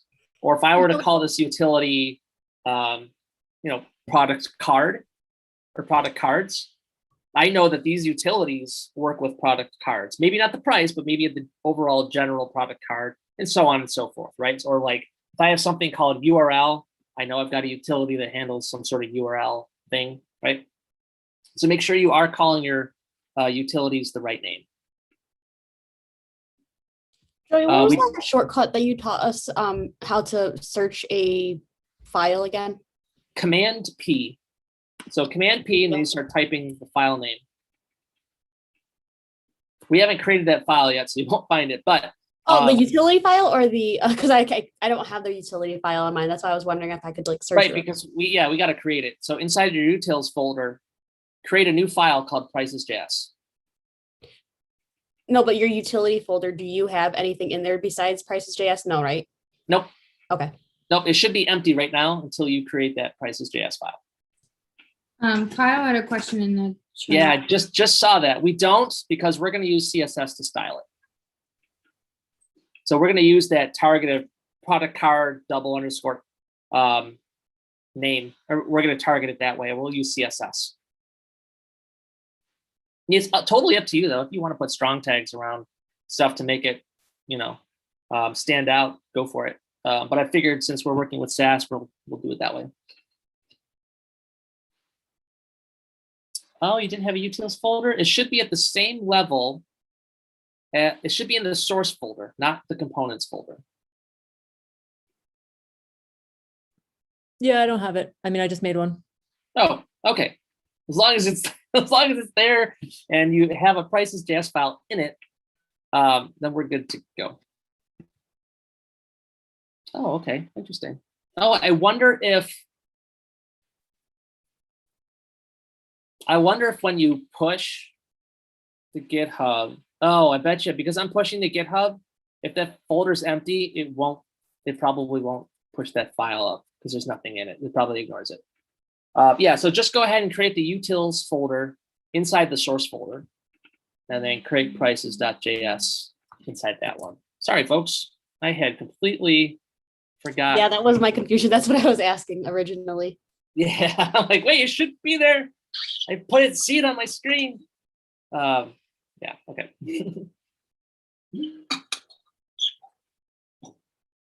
All right. Cool. So give me a thumbs up when you've got a blank prices.js file created in the proper spot. Man, those thumbs up came quick. Yes, you guys are awesome. All right. So let's create a price utility. We're going to export const, and we're going to call this convert to price. That's going to be equal to a function that's going to accept some value. Right? And then what we're going to return is we're going to return a couple backticks. So we're going to do some string interpolation here. And now to interpolate or to evaluate JavaScript inside a string, we use $ curly braces, right? So we'll say value. And the type of number we want to display is, it has a decimal point to it. It's got 2 digits after the decimal point. So as long as this is a number, all numbers have a native method available to them called toFixed. That's a function. You pass it the amount of decimal places you want to represent. So in this case, 2. Right. So this will create a number that if it's 1400, you'll see 1,400.00. Right. So all this does is creates that. But notice we've got, oh man, if we use the $, then we're evaluating stuff, right? So how do we put a $sign in there? Just put another one. So it'll evaluate the $sign with the curly braces next to it. It's going to evaluate that one. The other one is just going to regard as plain text. So we don't have to do any special like ASCII characters or anything like that. Let's save that. And let me know when you guys are good with this. I'll just paste this into here so you have it for later if you're unable to follow along or something. Where's my chat? There it is. So this will be source utils prices.js.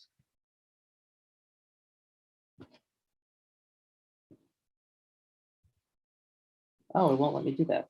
Source utils. Oh, it thinks I'm trying to do something else. Okay, utils prices.js.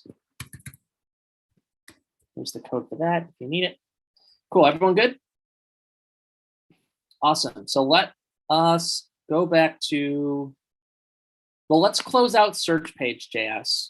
We don't need that right now. Search grid, we're done with, actually. We don't need to do any more coding with search grid. We can close that. We're still working with these two.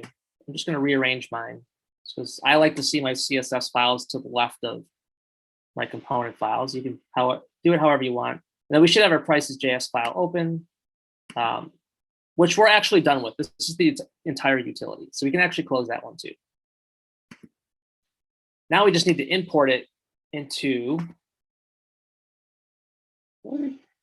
oh, that's right, because I did not write those classes yet. That's right. I just defined them here. All right, so let's import curly braces, convert to price from, now we got to navigate up. Well, we're in the components folder, so we have to do 2 more dots. Now we can navigate up. Oh, there's our utils / prices.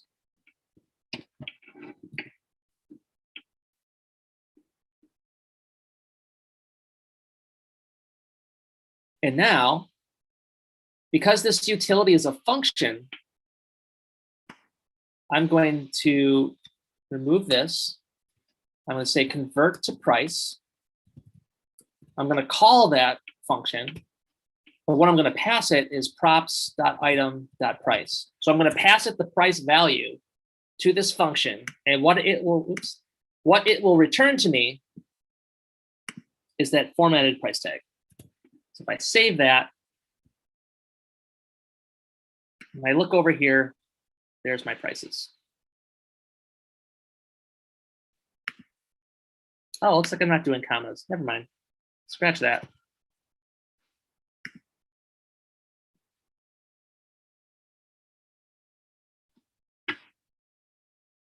We'll worry about that later. Does everyone have this? Okay. Cool. Awesome. Does anyone not see their prices, the price tag show up yet? I'm not. I think I mistyped something though. Yeah, I'm not too, and I feel like I'm missing a div. Like I'm counting yours, and you have 3 on the bottom, and I just have 2. So what I'll do is I'll copy paste product card.js into Thank Slack. you. Yep, that way we're not struggling. All right, so this is product card.js.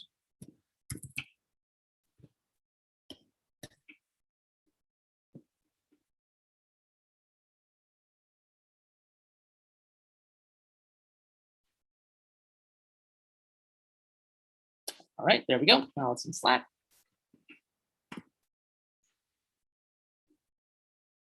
Okay. So we're seeing some price tags, right? Did we import something on the prices.js file? No, prices we're only exporting. So let me pull that up. I've got an error that says on that file, line 216, value is not defined. So are you passing value in the parentheses? Yeah.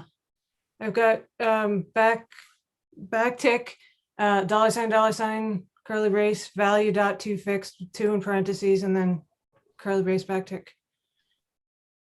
Okay. And inside product card, are you doing this here? Convert to so. price and then calling it with props.item.price. Yep. Unless I've.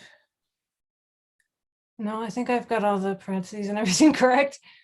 Okay, if you want to copy paste, I've got prices.js and product card.js in the Slack chat. Okay, thanks. Cool. So that's just a simple little utility that we can import into any file. If you remember, there's other places where we show price tags, right? We show it on the product detail page, we show it on the cart page. So having this one utility convert any value to a price tag, that's pretty helpful. We have it in one spot. If we ever needed to change it, if we wanted to somehow implement a comma separator in here somehow, we could do that in one spot instead of, however many other spots around the code base. If you're seeing failed to compile, that means that there's something breaking inside that file. So I would suggest grabbing the code out of the chat.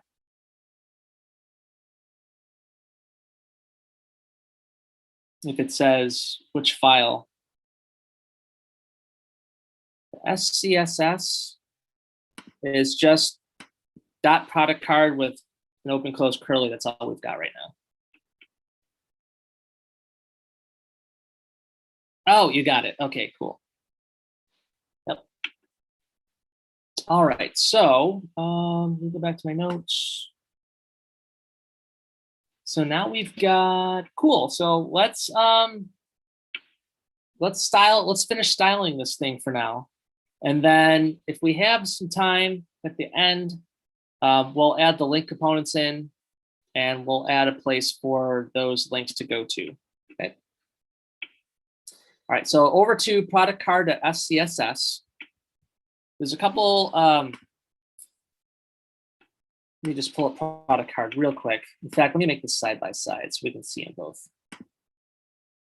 Close prices. Right, so the things that we have defined for classes, we've got product card image wrapper, which is really just a placeholder to hold our image tag. But the image itself has some styles to it. So let's add that one in. So we'll do an ampersand inside product card, _image, which will concatenate those together. We're going to do a width of 100%, which means 100% of its containing element, right? Whatever's containing this thing, whatever width that thing is, it's gonna be 100% of that. So that's why we created the image wrapper. So it has a dedicated element to expand itself into. Otherwise, it's gonna be this whole size of whatever is above that, right? So that's cool. And then also, we're gonna give it a background dash size of contain. So this is going to expand this image, not just width-wise, but height-wise to the dimensions of its containing element. All right, so it's going to fill that whole element up, which is what we want. So if I go look over here, you notice they're not border to border anymore, right? There's space in here now. And the reason there's space is because each one of these columns, they have padding or margin or something applied to them, right? So now we can clearly see that this image only extends to the constraints of its containing element, which is inside a product card, which is inside a column. So it's not going to expand outside that anymore. So now we can clearly see which product is which, where it starts and where it ends. All right, cool. So the next thing we want to do is do ampersand double underscore details, right? Because that's the next thing on down the line. We're going to give this a height of 100%, which is the 100% of the remaining height of this particular thing.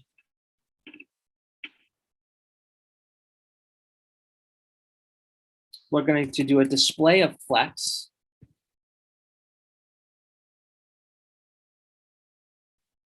We're going to give it a flex direction of column.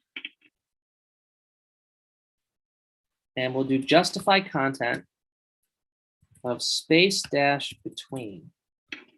What does this all mean?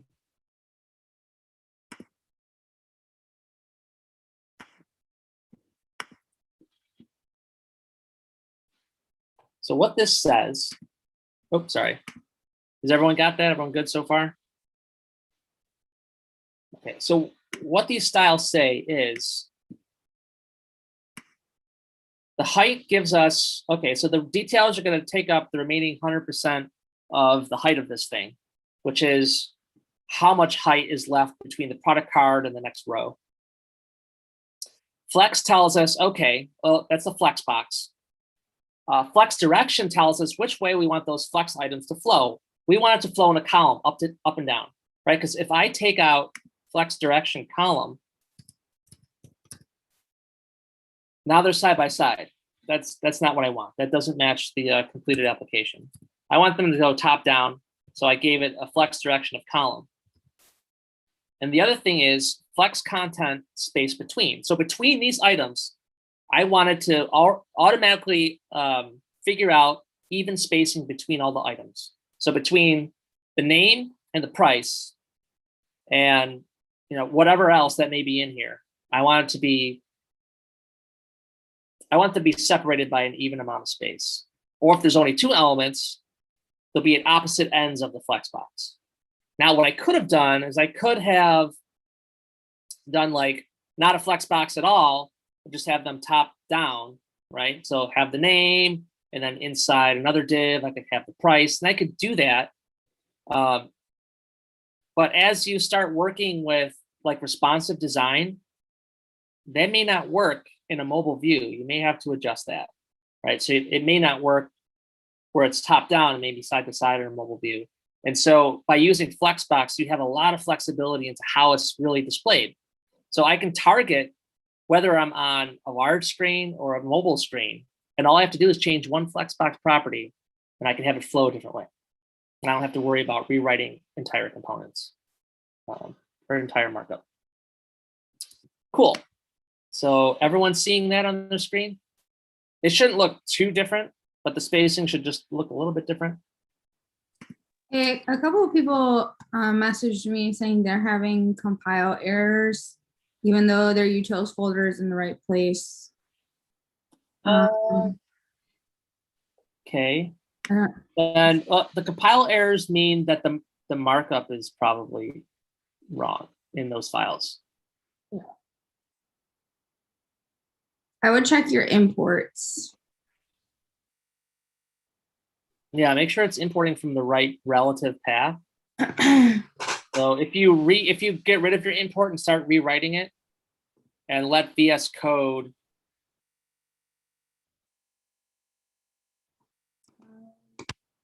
why I use the flex properties in CSS instead of adding Bootstrap, just for demonstration. Yeah, Bootstrap gives you helpers, but I want to show you both ways. Bootstrap kind of gets a little bit verbose with all those little helpers. And so, they kind of get a little confusing to look at sometimes. Yeah, rewrite your import statement and let VS Code's autocomplete guide you through it. So .. /up, .. /up, right? And then down into the right folder. That'll help you out with the correct relative path for those, if you're seeing that issue. Okay, so what else do we have? Well, we got the name. Let's take care of that. So we'll do ampersand _ name. We'll do font weight of bold. So we didn't have to put the strong element. We could just say font weight bold. We're going to give it some margin of 10 px top and bottom. 0px left and right. Save that, see what that looks like. All right, starting to look like the finished product, right? That's cool.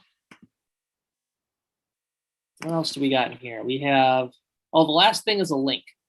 We're going to write the CSS for it, and then we'll create the actual markup for it after that. So let's just finish it out, because this is the last thing in the Sas file that we need to do. So we're just going to finish it out right here, and then we'll get back over to the component. So this is ampersand _link.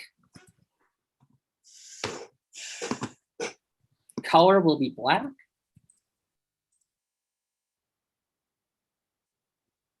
And then after that, we're going to do another ampersand :hover. This is the power of Sas and less. Right, so if I hover over these, I can see this is product card. This concatenates the product card image. This is link.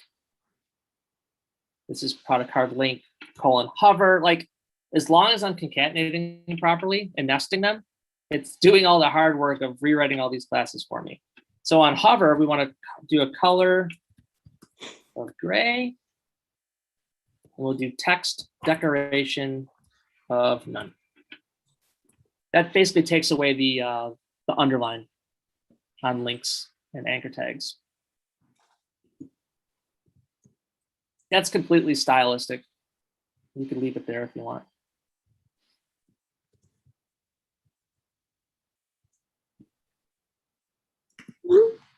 All right, so we're not going to see that element yet because we haven't created that, but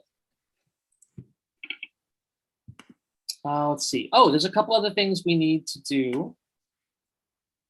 If we go all the way back up to product card itself needs some styling, right? All we did was style the things inside of it. So let's get some styling here too. Let's give it a height of 100%. So 100% of its containing element. We'll do a display of flex. We'll do a flex direction of column.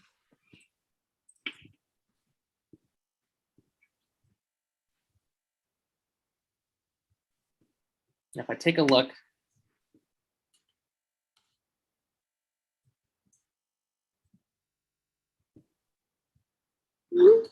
looking pretty good. Although there's some more spacing between these, I'll have to figure out which class needs to be updated for that. In fact, that might be.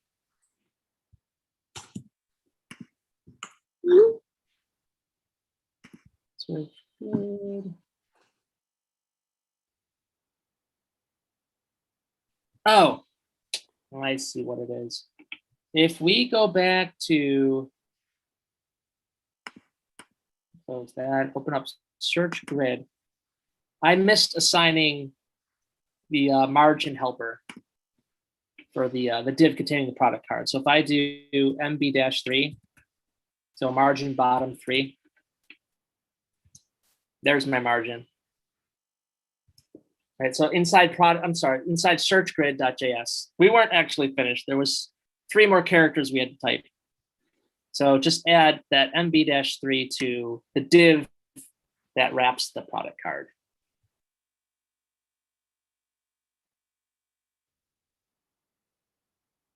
All right, cool.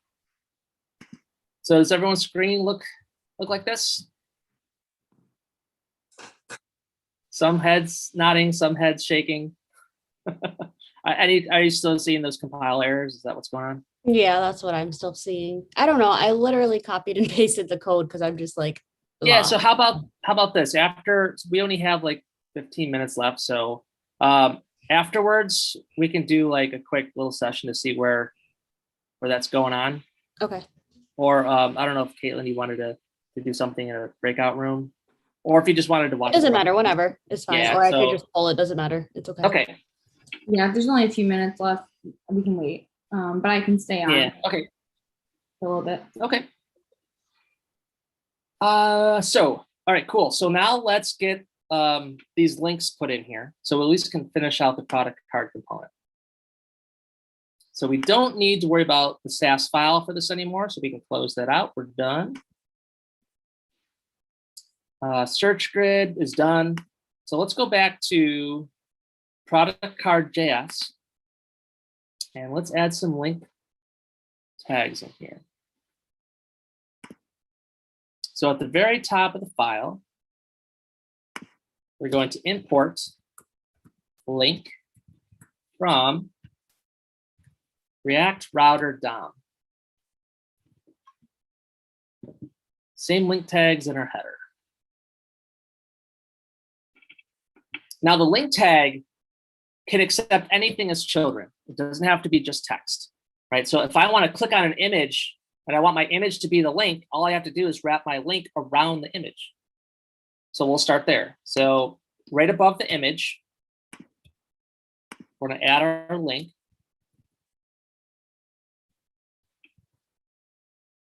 And we're going to take and cut out the closing tag and basically wrap the image tag with the links, open and closing tags.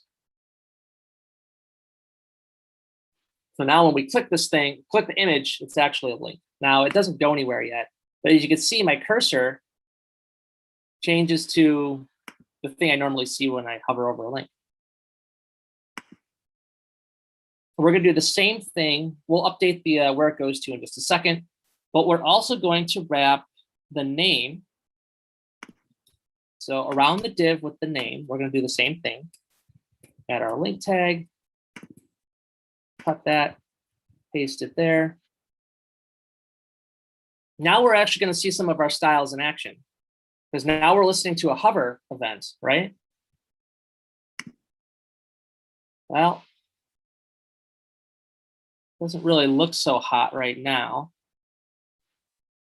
But that's because we didn't give any class names yet, right? We defined the class name for the link, but we didn't apply it to the link tag yet. So let's go ahead and do that. So here's another nice little trick. So if you click somewhere in your file, hold down the Alt or Option key and click someplace else, like behind this link. Oops. Why did that? Hold on. Click here, option, click here. Oh, maybe that's on a PC. Hold on. I got my systems mixed up here.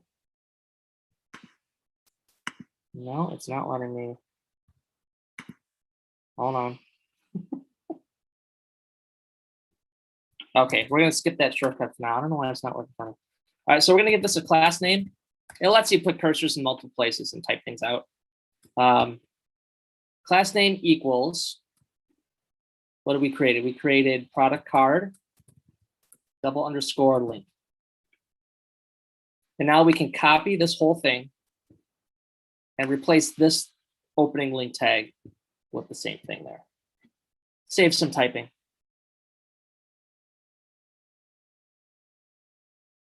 And if we look at our screen, there's our styles. So now it looks like the actual finished product there. Everyone good with that? All right, cool. So where do we go to when we click this thing? So the link tag takes a to prop, right? And you have to give it a URL. And this URL is going to be /products/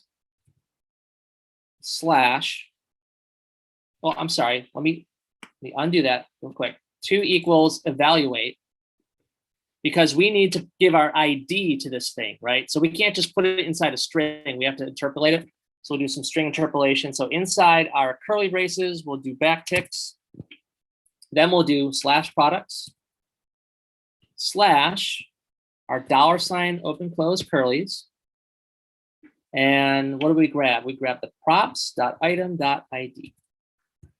So that'll take us to our product detail page, which we haven't created yet, but at least we have the URL will be updated with the proper location.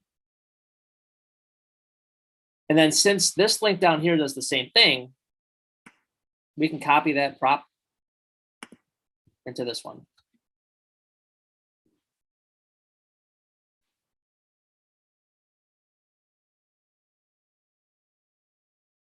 Any thumbs up when you're good with that one.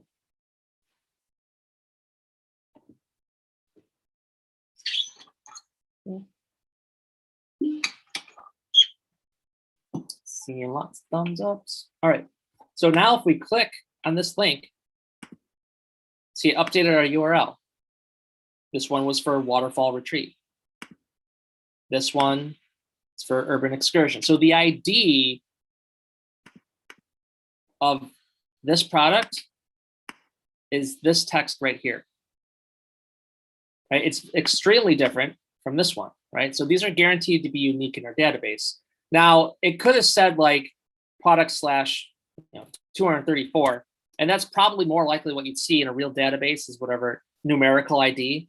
But I wanted to make sure that it was explicit that it was a unique ID and we understood where that ID is actually going. And so I used the names of each of these things. And it also helps with what's creating called a slug, which shows like this product URL, right? So typically when you go to, well, any sort of e-commerce site, you could say, whatever /product/ the name of the product. That may not be the ID inside the database, but when you went to that page, that code pulled the ID, it pulled the name, it made this thing called a slug, and it threw it into the URL. So I'm doing double duty here, where my IDs are actually the name of the URL I want to go to. So that's all I'm really doing. But typically the ID would be some sort of numerical value. All right, cool. So there we go. So now we're doing that. So let's see, how about we create the route for this thing. And this will be the last thing we talk about today. So let's go over to, let's keep product card.js open just so we can see this thing here. I'm going to collapse these, and I'm going to open layout.js. Because here's where all our routes are defined. All right, so we have our search route, our cart, our wiki, our homepage, exact path. Before the wiki page, we're going to create a new route.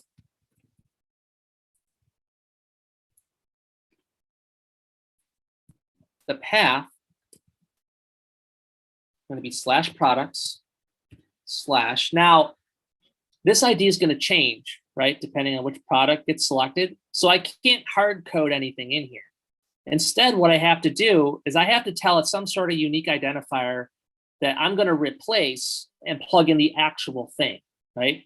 So in my case, when I go to product/ whatever it's going to be the ID of that particular resource that I'm grabbing, right? So product / ID. So because I'm reaching for the ID, I want to name it that way. So I'm going to say : ID, and this is what's called a query parameter. So when I go to /product/ whatever, in my code, I can listen for the ID parameter being passed through my URL. And because it's the ID of the product, that fits nicely. I could say, technically, like product name, right? If that's the parameter I'm looking for, right? But I'm not looking for the product name because I don't look those up in the database that way. I look them up by ID, a very unique ID. Because there could be 5 products with the same name that have a different ID, right? So this is going to be the name of the thing I'm looking for in my code when I'm looking at the URL that I'm currently at on the page that I'm at, right? And then we'll get into that a little bit tomorrow when we start creating the actual product detail page. Because what I really like to do is we'll tackle some of the product detail page first before we go back to the search page and do like the input box and the filters. Simply because I want us to be able to click on one of these things and actually go to the product itself, right? So I want to finish that thought process. But for right now, I just wanted to create this particular route. And I'm just going to put some placeholder in here. I'm just going to say, p tag product detail, not product default. I type the word default a lot all day long. Product detail page, just so I can actually see something render when I go there. So if I save that, and I go back here and I click waterfall retreat, for example, here's my route, product detail page, right? Even though this is the ID I'm looking for, at least it's rendering the route for me. And we can pick up where we left off tomorrow with that. But does this make sense so far? I mean, we can delve into this a little bit more once we get to the code portion, but just know that when you use a colon, whatever comes after that, that's going to be the name of the parameter that we're going to be looking for inside our code when we're actually looking and inspecting this URL. Cool. All right. So that wraps it up for today. So we accomplished quite a bit. We've got, what did we get done? We've got product cards rendering, right? We can see all the different products that are in our test database. We can see the images, the thumbnail images. We've got the names, some prices. We've created a utility for converting numbers to price tags. We talked a little bit about more about iteration, right? We talked about handling asynchronous data, right? When we should render it and when we should like kind of null guard against it. That's typically what you'll hear. You hear null guards. Same thing as path. Yeah, so what that's doing is when this gets rendered, when this component renders, it's going to replace props item ID right here. So that string becomes product / waterfall retreat or whatever. And so that gets sent to React Router. React Router says, hey, I'm going to update the URL. Oh, I see I'm on this product / ID route. So I'm going to go there. Option clicking is working on mine. You type in 2 places. Yeah, I don't know why mine wasn't working. Okay, well, whatever. At least it worked for someone. Okay, cool. So any questions? I'll let you guys ask any questions before we wrap this up here. Other than anyone that was having the compile errors, we could take a look at that. But as far as like what we coded up today, was there any confusion that maybe I need to clarify? What questions do you have for me?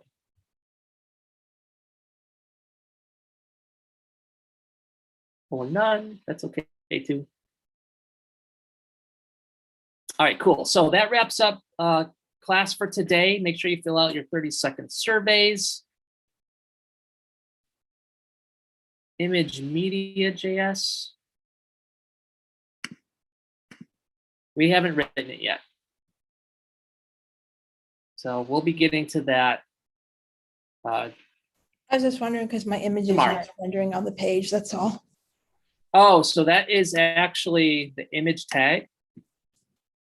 So let me paste the updated product card JS code inside the chat. Product card.js. So this will get you the latest.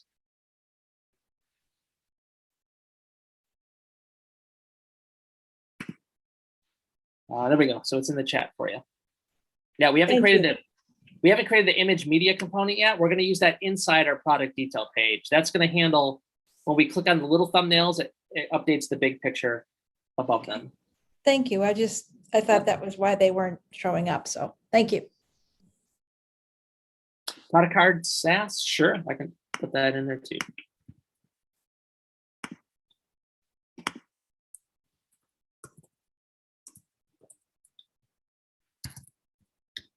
There you go. All right, cool.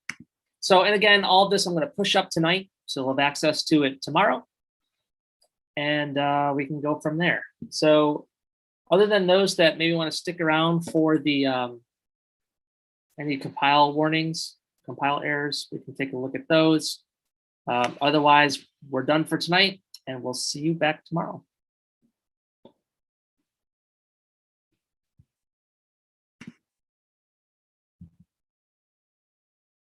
Stop the stream.